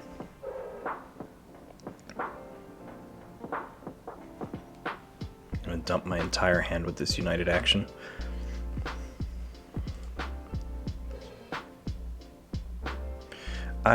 So there's another card game that I actually really love that is so unheard of. It's called the Valkyrie Incident. And it's a 2-player game. I think it's most akin to Smash Up, where you're fighting on battlefields and you're vying for control of these battlefields throughout a round, and at the end of the round, whoever has the most military presence in them wins the points for that battlefield. There's a house in there. It's the Necrosis house, and their entire mechanic is look through your discard. If this type of card's in your discard, return this card from the discard to your hand. Discard a card and draw cards equal to the power of the card you discarded. I don't even care if it's the strongest house. That is one of the coolest mechanics of a house theme that I've witnessed in a card game, and I wish more card games were able to implement that style of, yeah, I know I'm getting rid of a 6-power creature, but by discarding it through this action, I'm now drawing 6 more cards and seeing what I can do with those.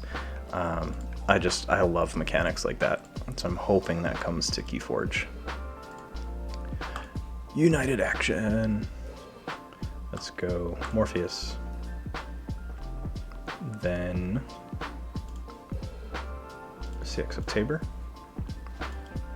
Stealth mode.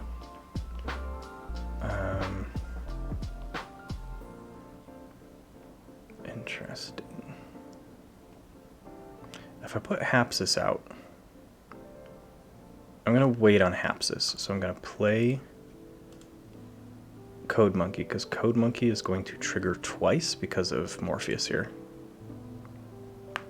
So I'm going to trigger Morpheus, then Code Monkey. Now I'm going to play Hapsis. And end turn.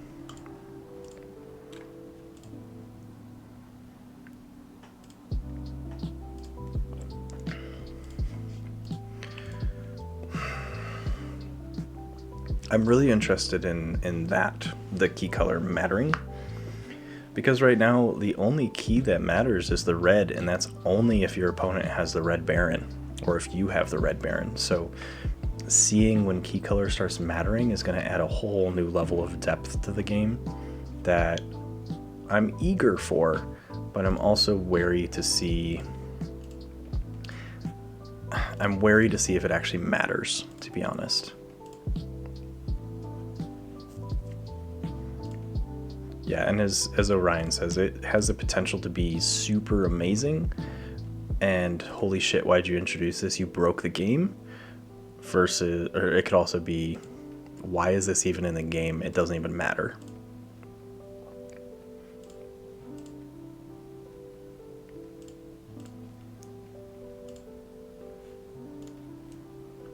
Guardius disconnected.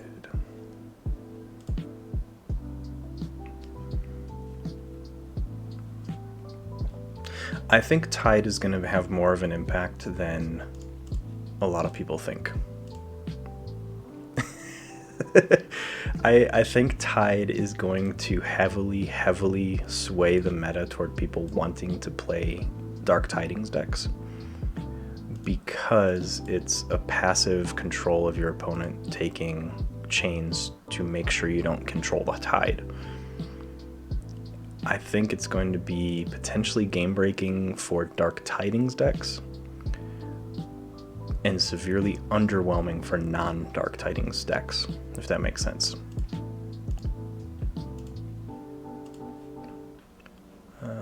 Well, I think my opponent basically conceded here because they disconnected.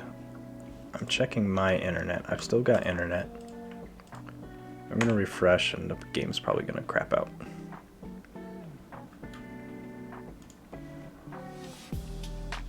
I've disconnected. I'll give them a minute or two.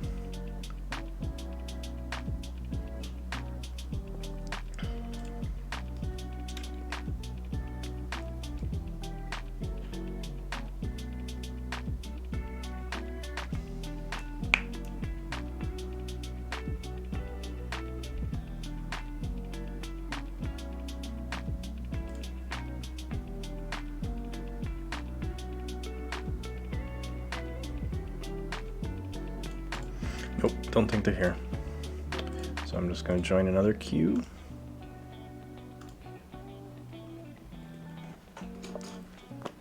I am really curious to see how Tide plays out, to be honest. I want to see Tide prove me wrong. I want to see a lot of these mechanics actually matter. There hasn't been a mechanic that's been introduced where you just kind of look at it and like, that's fucking stupid. But there have been a couple mechanics that...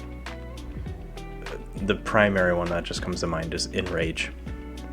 I think Enrage was so vastly underutilized that people just ignored it, and its power versus warding is negligible. So I think it makes it difficult for people to value Enraging. So I want to see mechanics in the game come to the point where they always matter. Let's put cloaking dongle there.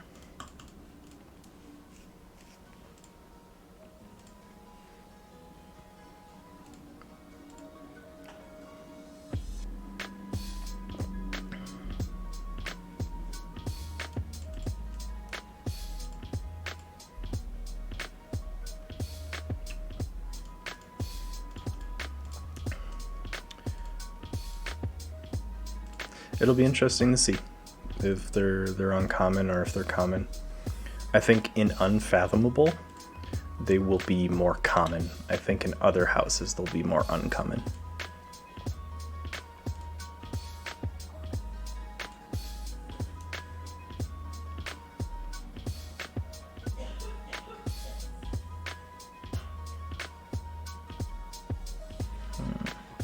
Saurian.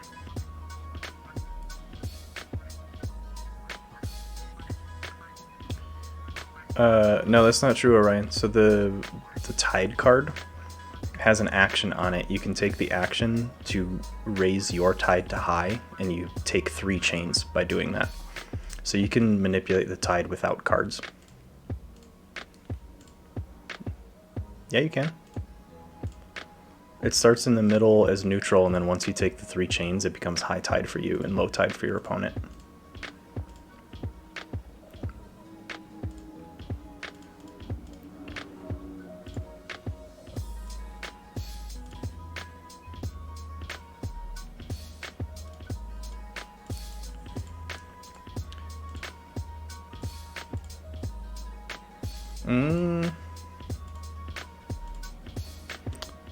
Was it in Crucible Cast? I'm way behind on Crucible Cast because last I remember it was the Tide sits in the middle of the table between opponents, and no one has high Tide or low Tide until someone either takes the action or plays a card.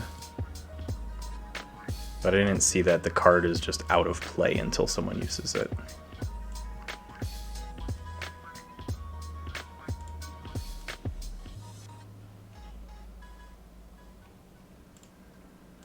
Okay, I want to try and catch up on Crucible Cast. I think I'm 3 behind, so I'm several months behind. Let's go logos. Let's play an Igor. Grab a Entropic Swirl. Yes, please. Let's Entropic Swirl that. That's Code Monkey.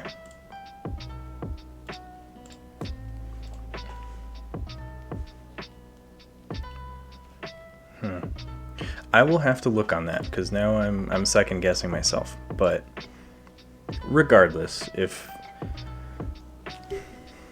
that's true, we'll play devil's advocate. If it's true in which the Tide card does not interplay until someone plays a card that impacts Tide, because I know there are cards that can also lower the Tide. So sometimes you want low Tide, sometimes you want high Tide. So once someone plays a card that impacts the Tide, if that's when the card enters play, then I do think that cards that impact Tide are going to be much more prominent than we anticipate. Because if to get that Tide into play, someone has to play a card to impact it, then they're going to want that mechanic to happen. So I think there's going to be a decent amount of common and uncommon cards versus rare and specials.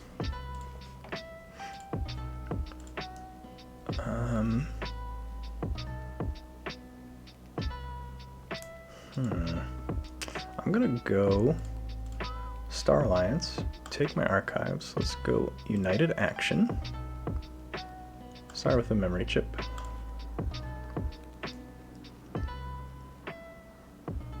then Molina, Framed Capture on Strix, Stealth Mode, Spears, let's go Apsis to the left, and this isn't going to hit me.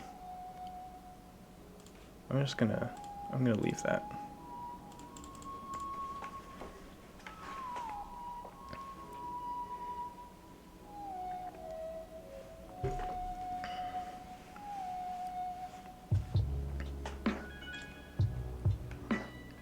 Nice Saurian lineup here. I really want to get rid of this Mongrel. But I don't have a lot that can do it.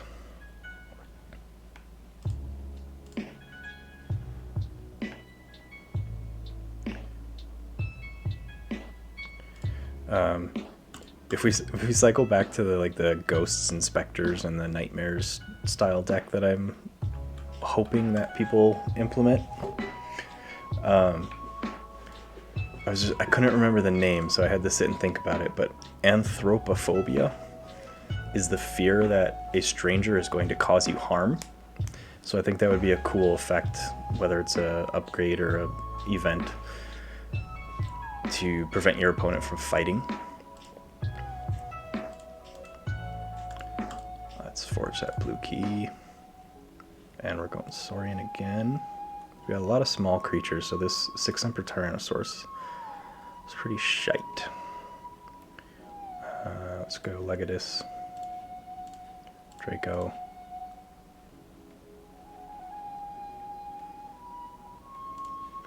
Chant of Hubris, pop that on Prefectus, gonna Reap with Prefectus, gonna Imperium to ward Shrix and ward Spears, and then I'm going to play a 6-Emperor to take that Amber and kill my Prefectus. Let's Reap with Shrix, Exalter. So I'm gonna check at 6.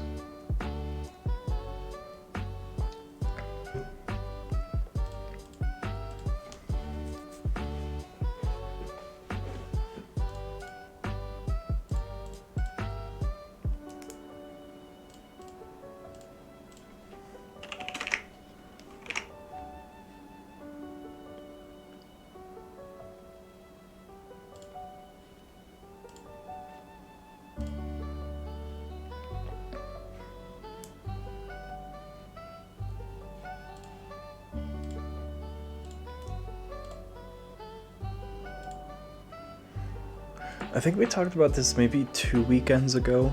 It was Orion and I chatting about it. The difference between Shadow Self and Shoulder Id, where Shadow Self is just miles and miles better than Shoulder Id. But I want Shadow Self to have other Spectre cards where you can say like, nope, its neighbor is Spectre. So Shadow Self does not take that damage. There need to be cards that make that effect relevant, which I think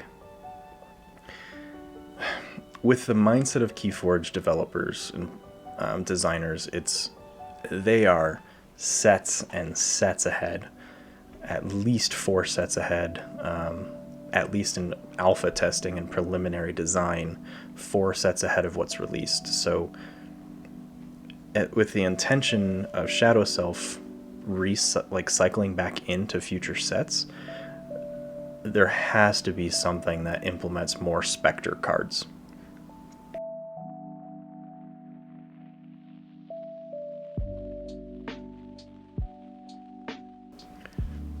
Okay, well that's a concede. I'm gonna go competitive, see what I can do with competitive with this deck. Yeah, it's relevant with 2 Shadow Selves. I get that, but who is willingly putting 2 Shadow Selves next to each other? Let's be honest. If you're putting 2 Shadow Selves out, you're trying to sandwich another creature between them, or somehow your opponent's like bounced a creature out of there, so your Shadow Selves are now stuck together.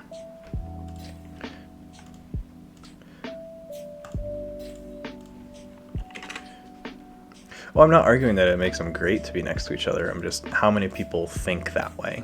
A lot of people will use Shadow Self to protect other creatures versus putting them next to one another so they don't take damage from each other.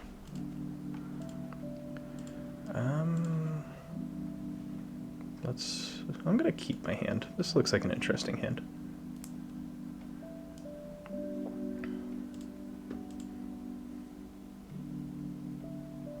Mindworm, huh? Let's go Logos.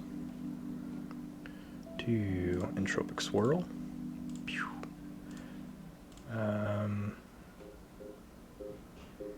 Let's go Wild Wormhole. What did I play? Zap. So I got an extra Amber, and then put out a Hapsis.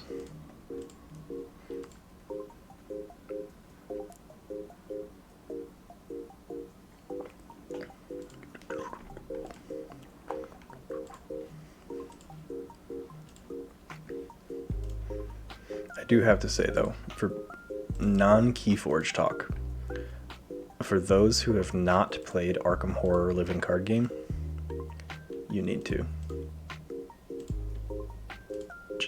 Just putting it out there. Let's go Logos. Have Hapsis fight a Dust Imp, then steal an Amber from that.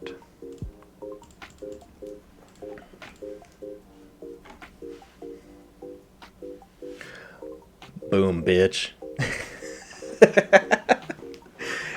I didn't want to shove anything in your face because I honestly had no proof. I was just going off of memory. So, on memory, yeah, my understanding was that Tide is in the middle between both opponents' play spaces. It stays, the way I visualize it is Tide enters tapped. Like my hand signs mean anything to anyone watching me.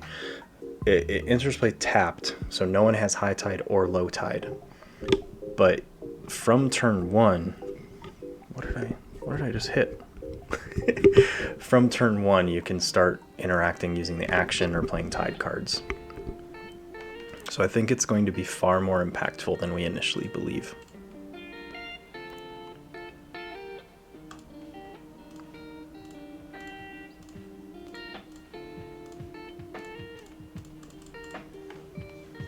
Gen Con. Okay, I would have had to gone way back. Because that was the... Yeah, that was when the Keyforge introductions at their in-flight report. Their stream had a whole bunch of technical issues.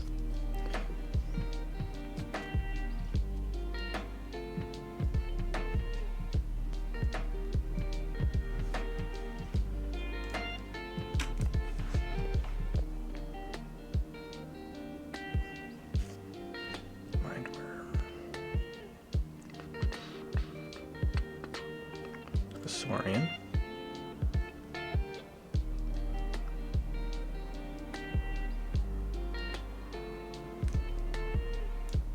Ooh, boy.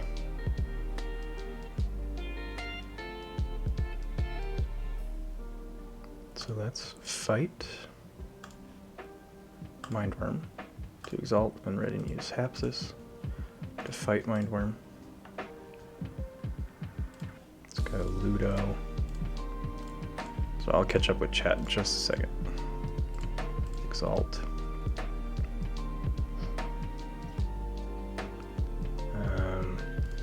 Sure. Let's just keep their board small. Yeah, Coda's gonna hurt bad. And that's the nature of the game, right? Like they're keeping every set from creation to extinction viable.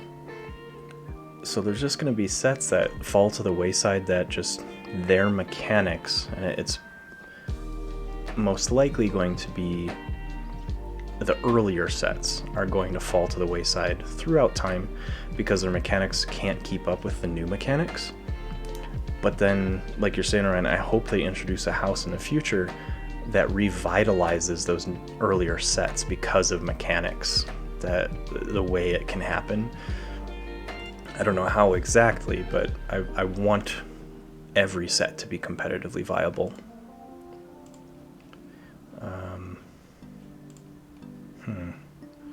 Let's go Star Alliance, I guess. Let's start with United Action. Actually, you know what? I'm not going to play United Action. Let's go Frayne. Cloaking Dongle. Right there. And call it good. Chain Eating a House would be great. There's in one of the D&D supplements I play called Humblewood, there's a spell called Metabolize, where you get the ability to eat anything that's not edible, and then you gain health back. So I want that to be a mechanic where, like, you, whatever they call it, let's say you've got 2 chains, for the amount of chains you remove from you or your opponent, draw that many cards, or ready and use that many creatures, gain that much amber, whatever they do. I think it would be cool to convert chains into something else. And it wouldn't need to be just your chains, it could be your opponent's as well. There would be some really fun stuff you could do with that.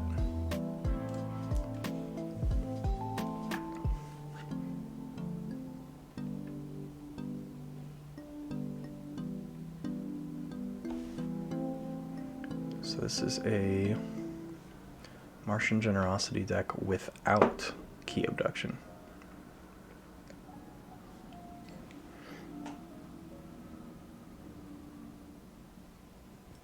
I'm trying to get to this first key before the Bronze Key Imp gets dropped.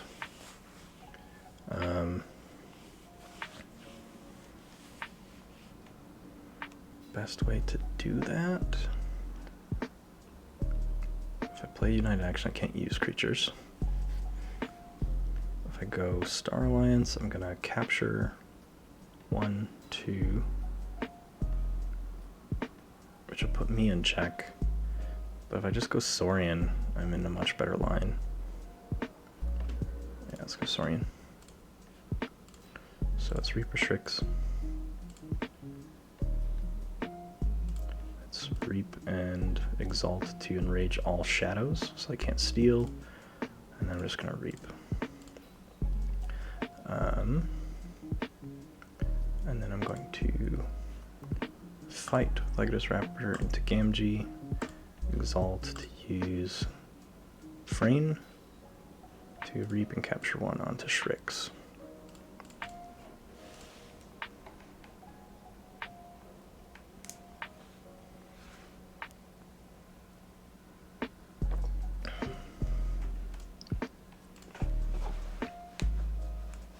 Regrettable Meteor sucks so bad.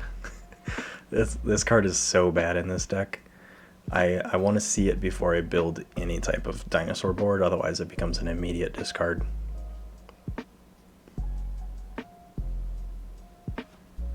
plus the frames with Shrix is a really cool synergy. Yep, there's the bronze key imp. So I need to kill it and get them off of check. So I don't think I can.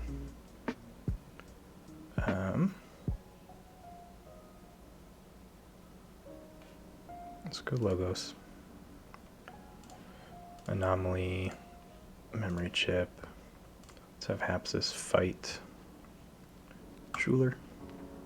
Positron bolt. It's gonna kill the imp, but whatever. So they get their first key.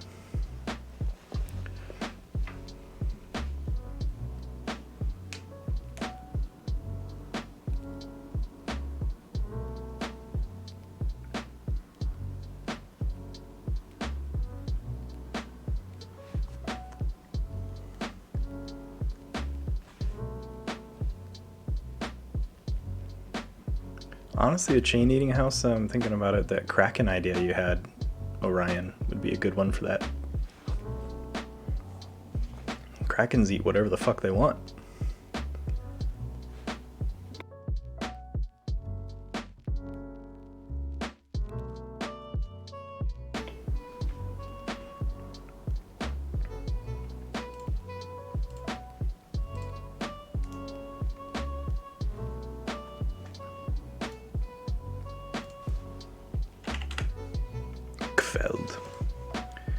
This player's name makes me want to play Assassin's Creed Valhalla.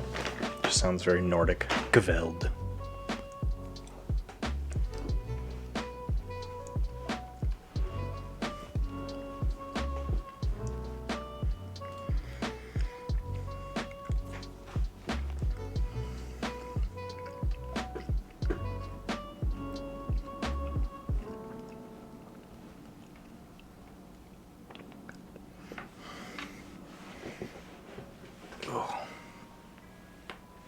All kinds of back problems today.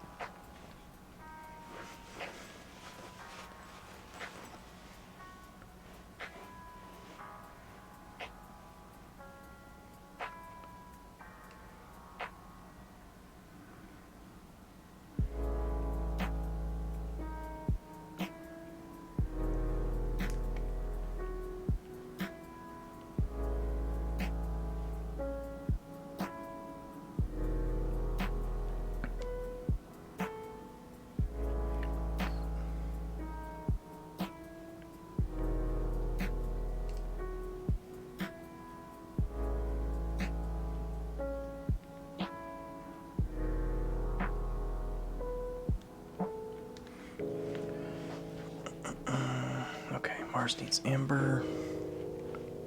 Yep.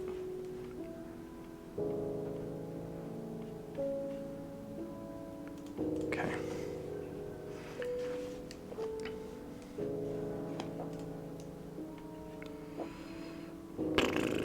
Okay, we're going logos. I had enough of this shit. Let's get United Action in there. No. It's Anomaly Exploiter. Anguish. Igor. To grab Code Monkey's great, except for my lineup. So let's grab Igor. Igor to the right.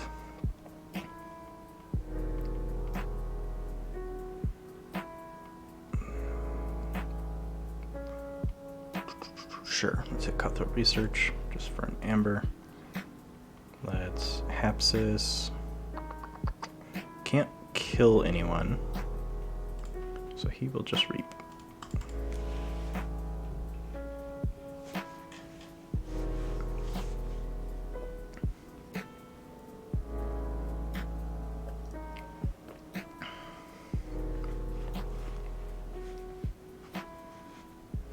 Oh man, I think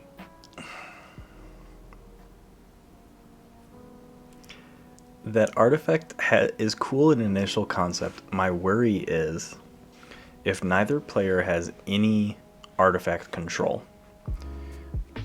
Let's say hypothetically you're both playing decks that have less than 12 printed amber on them. You need to reap a lot to get your keys forged because your amber production is not that great out of hand. That has potential for the chains to actually go to 24, which at that point you're not drawing cards. And I think that concept has the potential to outright just break the game.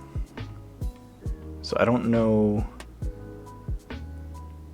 There'd have to be some type of cap on it, I'm thinking. Like, if you reap, gain 1 chain, this effect, like rule of 6 it, this effect can only happen 6 times per turn. Make it like a, I don't know, there'd need to be some way in my mind on how to restrict that.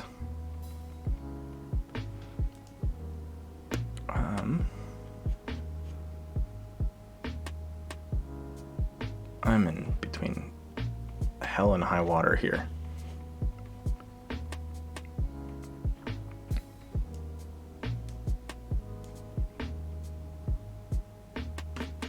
So let's go Star Alliance, take the archives, United Action. Let's go Morpheus. Then Lang. Tricks. Frame. Imperium. If it lets me, come on.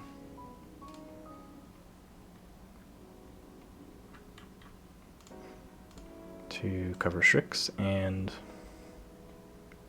this Thero. And then I don't think I can discard this. Okay.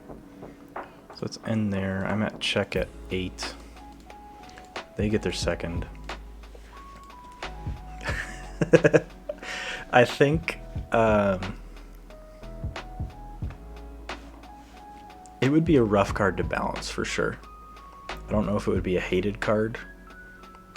It would just force the meta, like people would need to, they need to have more artifact control than they currently need. Because some of the mass mutation artifacts are pretty gross, so having some way to manage artifacts is important. Not mandatory, but it's up there. And I think if that type of artifact existed in the game, it would make artifact control absolutely necessary in competitive play. Because imagine too, if that deck that had that artifact, I just keep thinking of wanting to call it Davy Jones's Locker. Because by reaping and getting gold, you're drowning and getting chains. I think, imagine that deck without any creatures. Or minimal creatures. And those creatures have play effects like Rad Penny or Subtle Auto, Ghost Hawk. I'm just imagining there could be a deck with that artifact that it isn't hurt itself by putting that artifact out.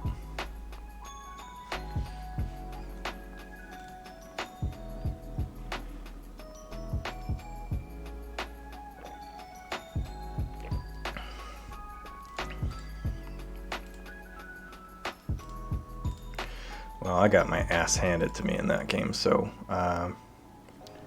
I'm going to try one more competitive. I'm going to play a game that I haven't, or a deck I haven't played today. I'm going to play the Huge Enormous Viking of Pike's Harbor. This is an Age of Ascension deck, or sorry, Worlds Collide, but it plays like an Age of Ascension deck. Tons and tons and tons of amber control out of shadows. Pretty good fighting Brobnar, and then Logos is all supplemental.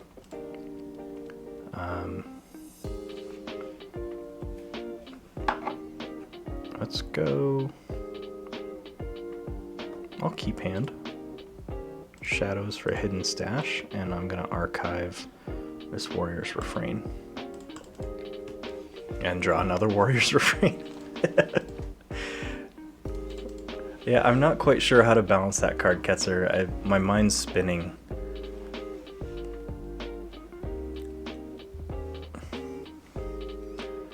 Because then if you... I don't know. I honestly have no idea.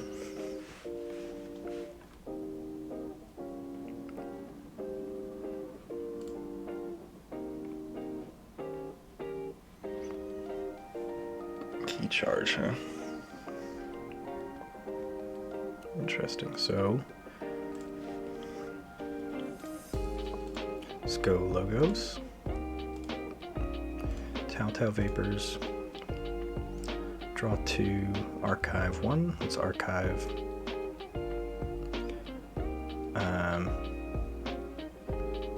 Sure, let's archive. Let's get some more Brobnar in there. It's Wild Wormhole. Wormhole tech. And then Cutthroat Research.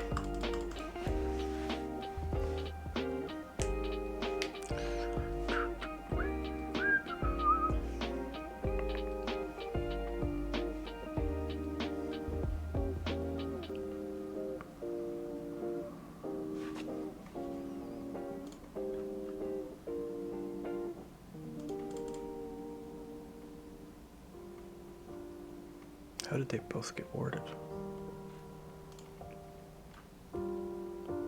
Oh, Feathered Shaman. Duh, Brian. Pay attention, you fool. Let's go Brobnar. Let's go Warrior's Frame. Warrior's Refrain. Calfine. Then Gengar Chieftain to have Calfine fight Feathered Shaman, pop those boards, and then let's Berserker Slam to kill that Nullbill. Check at 6.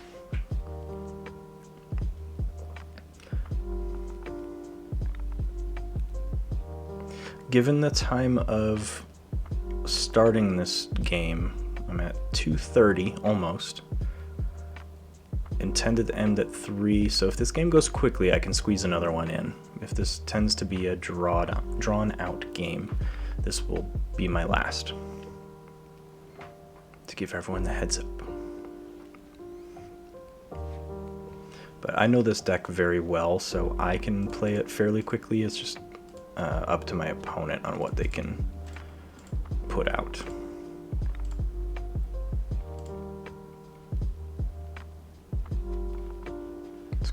Blue Key, Shadows. Let's get the special delivery out. Hugger Mugger. And Pestering Blow to force Shrix to fight. See, there's that Enrage mechanic. If you use Enrage defensively, you lock off these Reap effects.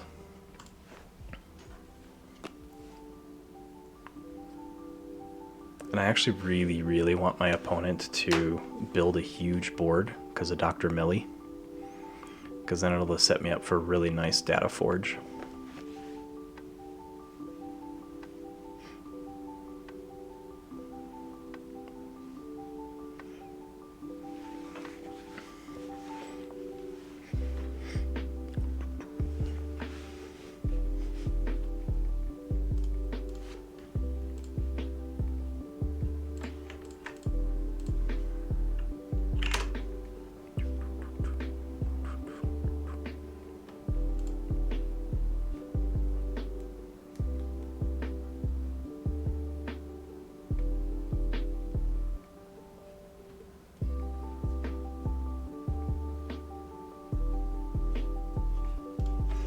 Four isn't great.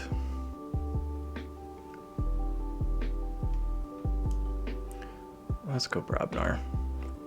Let's drop Kalok Stone Fist, Gravel Guts, and then a Tremor to stun these. And let's special delivery to purge that Ghost Hawk.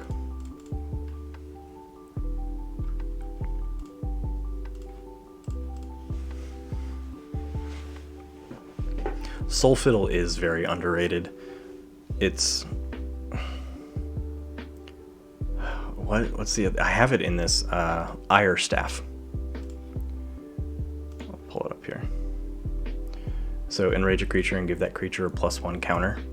Love this artifact, especially because my Brobnar house wants to fight a lot. So it gives me great opportunity to buff my creature and still fight with it. And since I want to fight anyway, I'm not sacrificing anything. It makes it for a really cool benefit to enrage.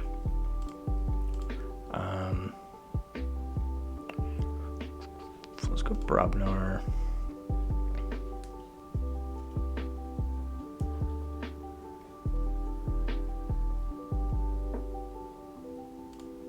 Let's fight there, because I've got skirmish. So then let's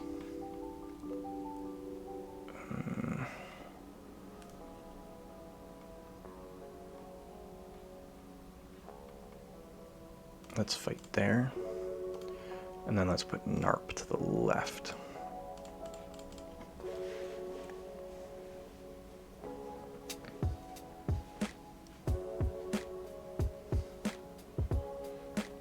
Should it have been, though? Because Sanctum is filling the spot of Brobnar in this set. So Sanctum is the fighting house. You can argue Saurian as well, but I know they wanted to make Sanctum more aggressive. So I think the concept, yes, should have been Brobnar, a creature enters play ready and enraged. But I'm not mad that exists in Sanctum. I guess I'm indifferent. It feels like it fits, but it doesn't feel like a game-breaking card.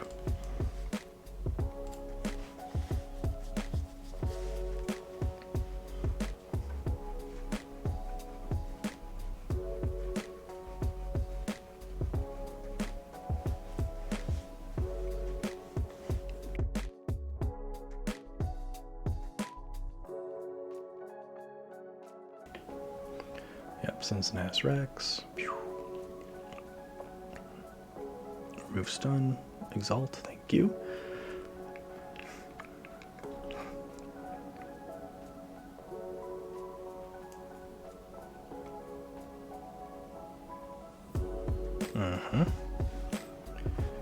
Oh man, you're making this Shrix fucking delicious for me. You're giving me a key on her alone. Have fun. Yeah, don't kill my entire board, Mr. Man, because then your Cincinnatus goes bye-bye.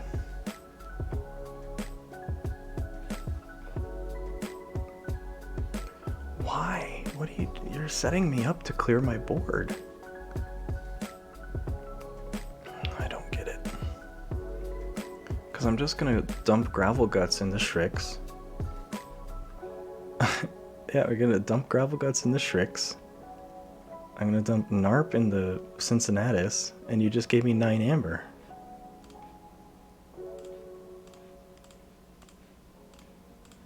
Like, and I'm just gonna discard Shorty to set myself up for a big Dr. Millie here. I don't. Yo no comprendo. Yo no sé. Yo no sé. Right. I'm gonna forge my yellow.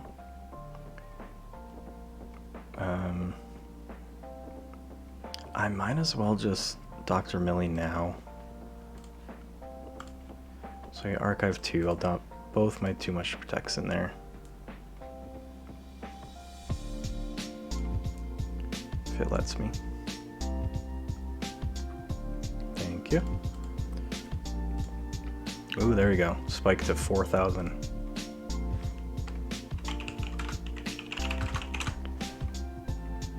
Close that. Recycling bin. And then battling bibliophile. In turn, hold that data force just in case.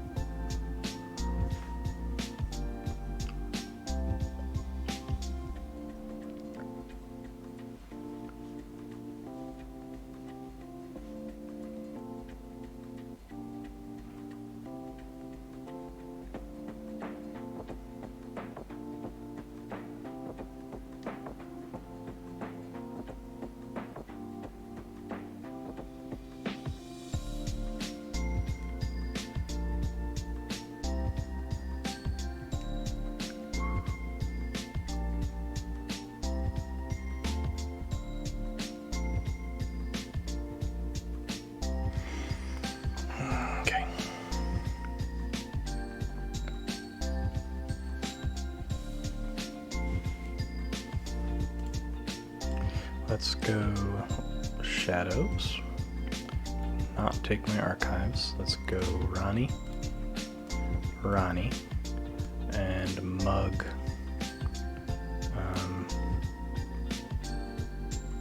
Yeah, let's just Mug Pterodactyl.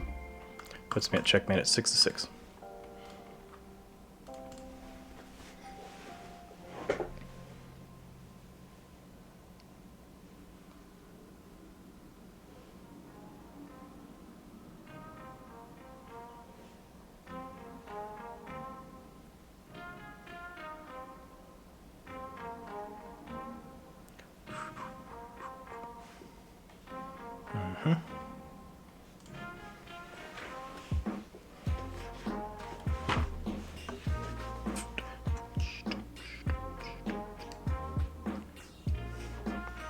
And they have 3 creatures on the board, so I'm just gonna... Okay.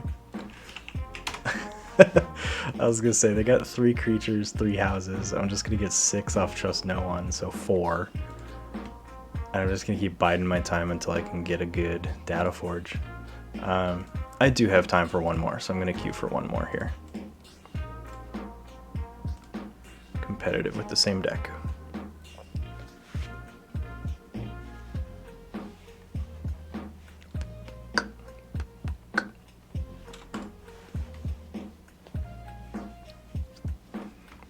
Maybe.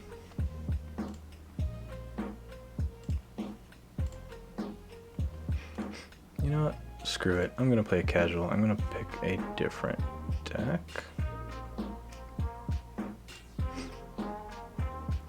You know what? I haven't played Butcher Kim in a while. I'm gonna play Butcher Kim on stream again. It's a strong casual deck, but it doesn't hold up to competitives.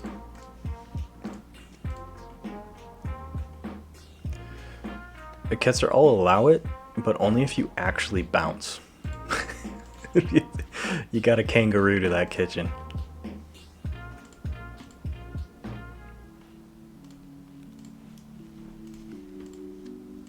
Yeah, thanks for hanging out, and thanks for being part of the stream again. I will catch you next weekend.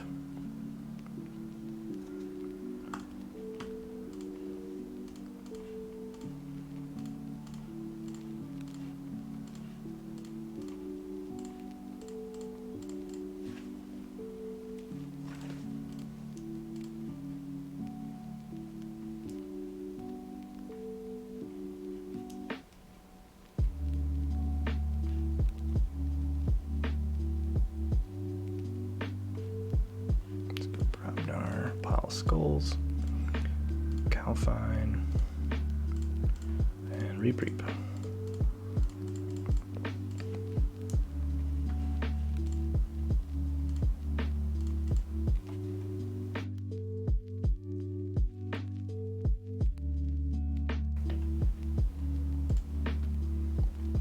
Iron Obelisk. Okay. So then...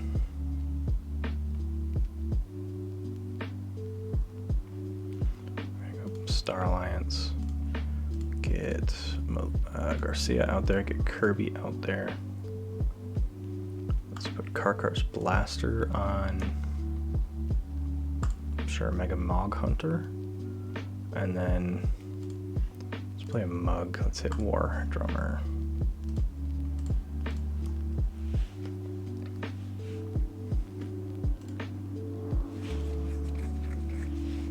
Playing Coda, yeah. Skeptic Capital. It's very straightforward, very sweet game, or sweet name. Ooh, and they want Soul Snatcher, so I need to hunt for my Hawks.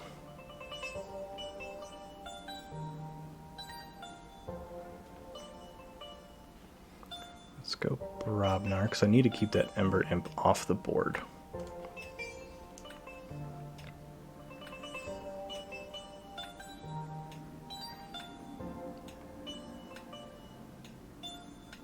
Sure, let's play Barn Raising. Fight, yep.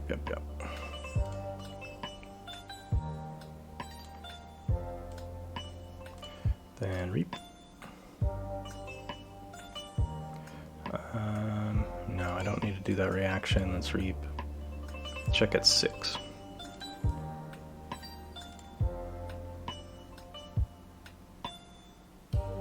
So it honestly looks like I don't want to be doing a lot of fighting against them, but I did draw a Hawk, so I can hit that Soul Snatcher. I can also hit this Iron Obelisk. They've got some cool Coda tricks, so not writing anything off right now. Seems that Soul Snatcher is going to be an issue because they've got ways to kill their own creatures.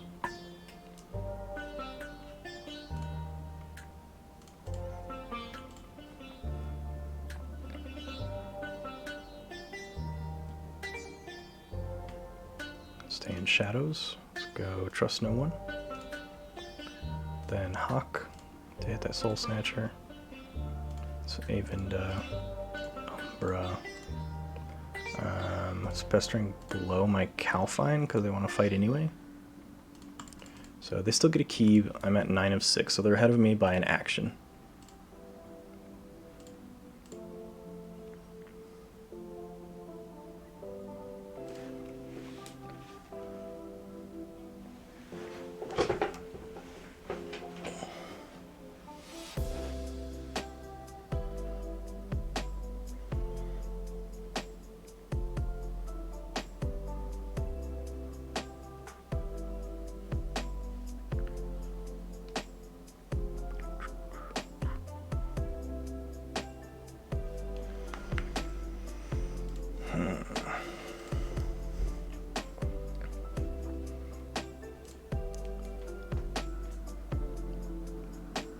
Go Blue Key, Brobnar,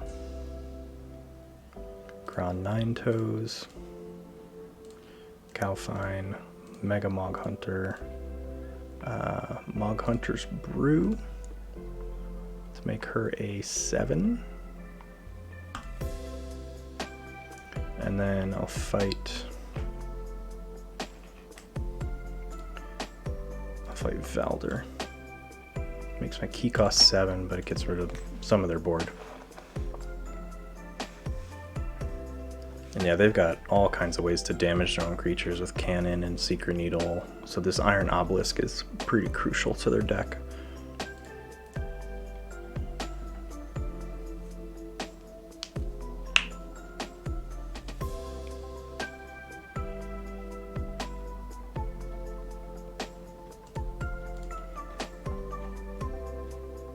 Fear, would they bounce? Mega Mog Hunter, okay. And Ember Imp, so they've got a lot of the really good early Coda tricks.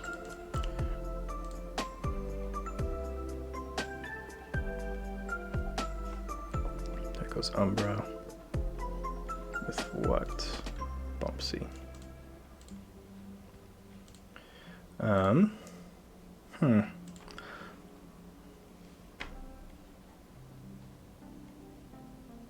Let's just go Brobnar, I guess. Fight Bumpsy.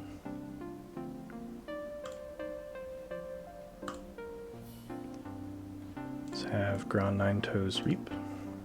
Drop Rabgwarg, Mega, and regular Mog Hunter.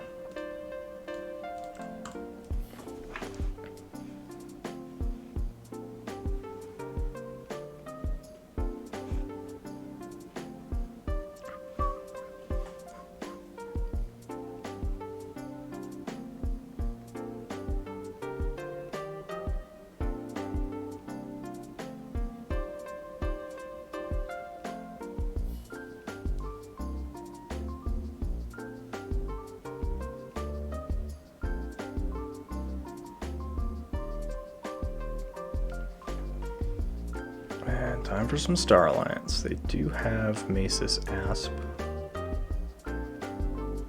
and Dusk Runners. Those are gross. So let's go.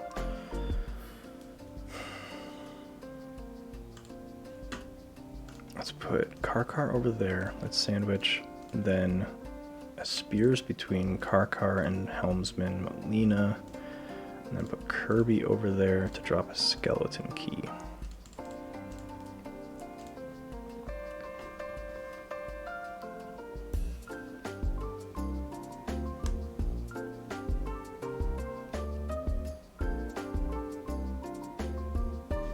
So they're in dis. So they steal 1. Reap steal 2. And another Ember Imp. How many do they fucking have? 3 Ember Imps.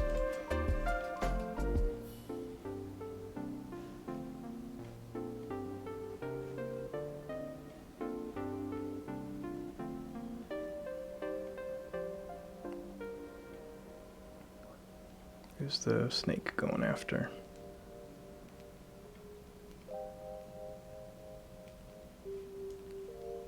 Mog Hunter with an amber on him. Or no, just Mog Hunter.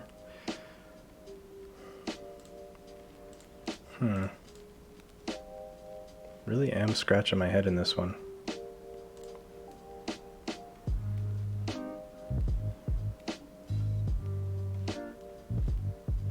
I'm stuck in Brobnar.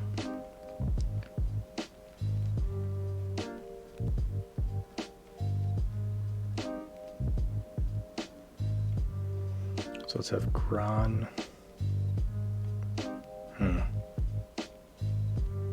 Let's have Mega Mog Hunter fight this Schuler. Put that there. Hit Ember Imp. Ember there. Let's Reap. You're gonna get +2. Alaka will come out ready. So then Alaka will Reap.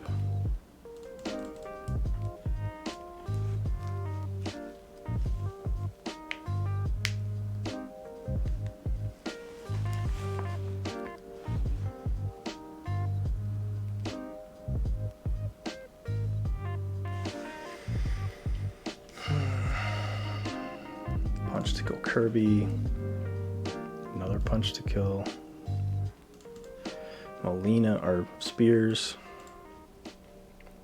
Woof. This is not a casual deck. What the fuck are you playing here, man?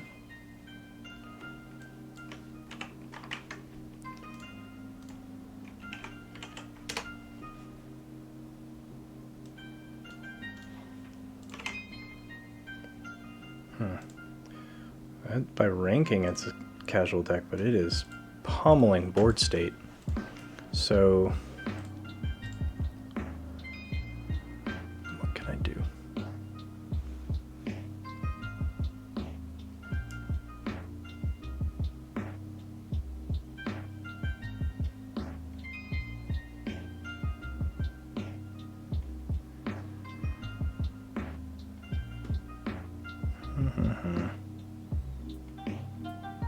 Star Alliance. Molina's Blaster to Nuke Naughty. Spears. We're going to put in Countersuit on Spears. Molina's Blaster is going to Reap. Do 2 damage to Asus Asp. Reap. Check at 6. So I'm still in action behind.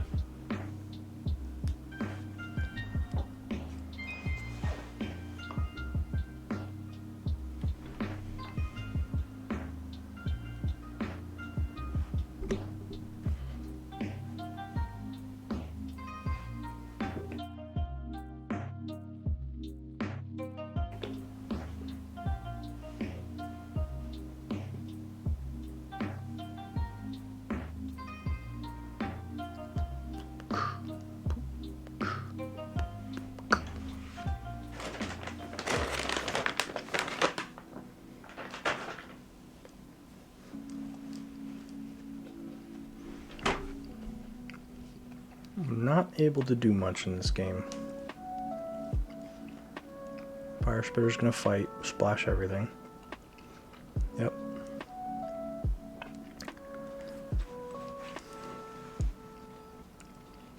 Good lord.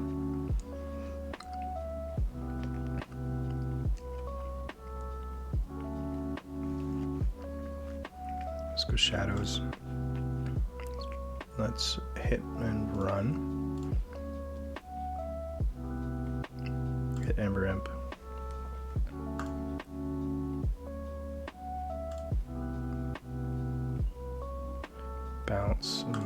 Hunter.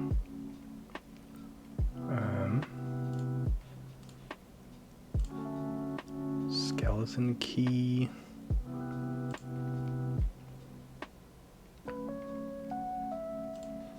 Then long fused mines. And get rid of these creatures.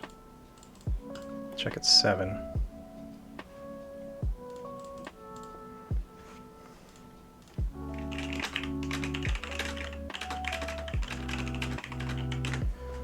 Man, 3 Ember Imp is fucking gross. Especially they benefit from it because of this Soul Snatcher, because I have to kill them. And then they're just getting an Amber every time. Yep, GG. That's a absolute negative play experience deck, which... It's Coda, man! Alright, I'm right around 3 o'clock. They're not going to be able to squeeze another game in. So, awesome Saturday. Thanks to everyone that tuned in. Peaked, I want to say at 11 viewers, which is all-time high for live stream. I get tons of pings on my VODs, but live watching is super important. So everyone that hung out, huge thank you. New followers, Lazarus and Shapochu, thank you so much for following. This has been the Crystal Hive. If you like what you've been watching, click that follow button. If it's available, go ahead and hit that subscribe bell. Bing! And as always, share any content you like. You can link people to my videos, anything, spread the word. Let them know Crystal Hive is here. I will be streaming on Friday for Assassin's Creed Valhalla. Saturdays are Keyforge. And without any further rambling, spin the Crystal Hive. And when it comes to Keyforge, when in doubt, reap it out. Take care.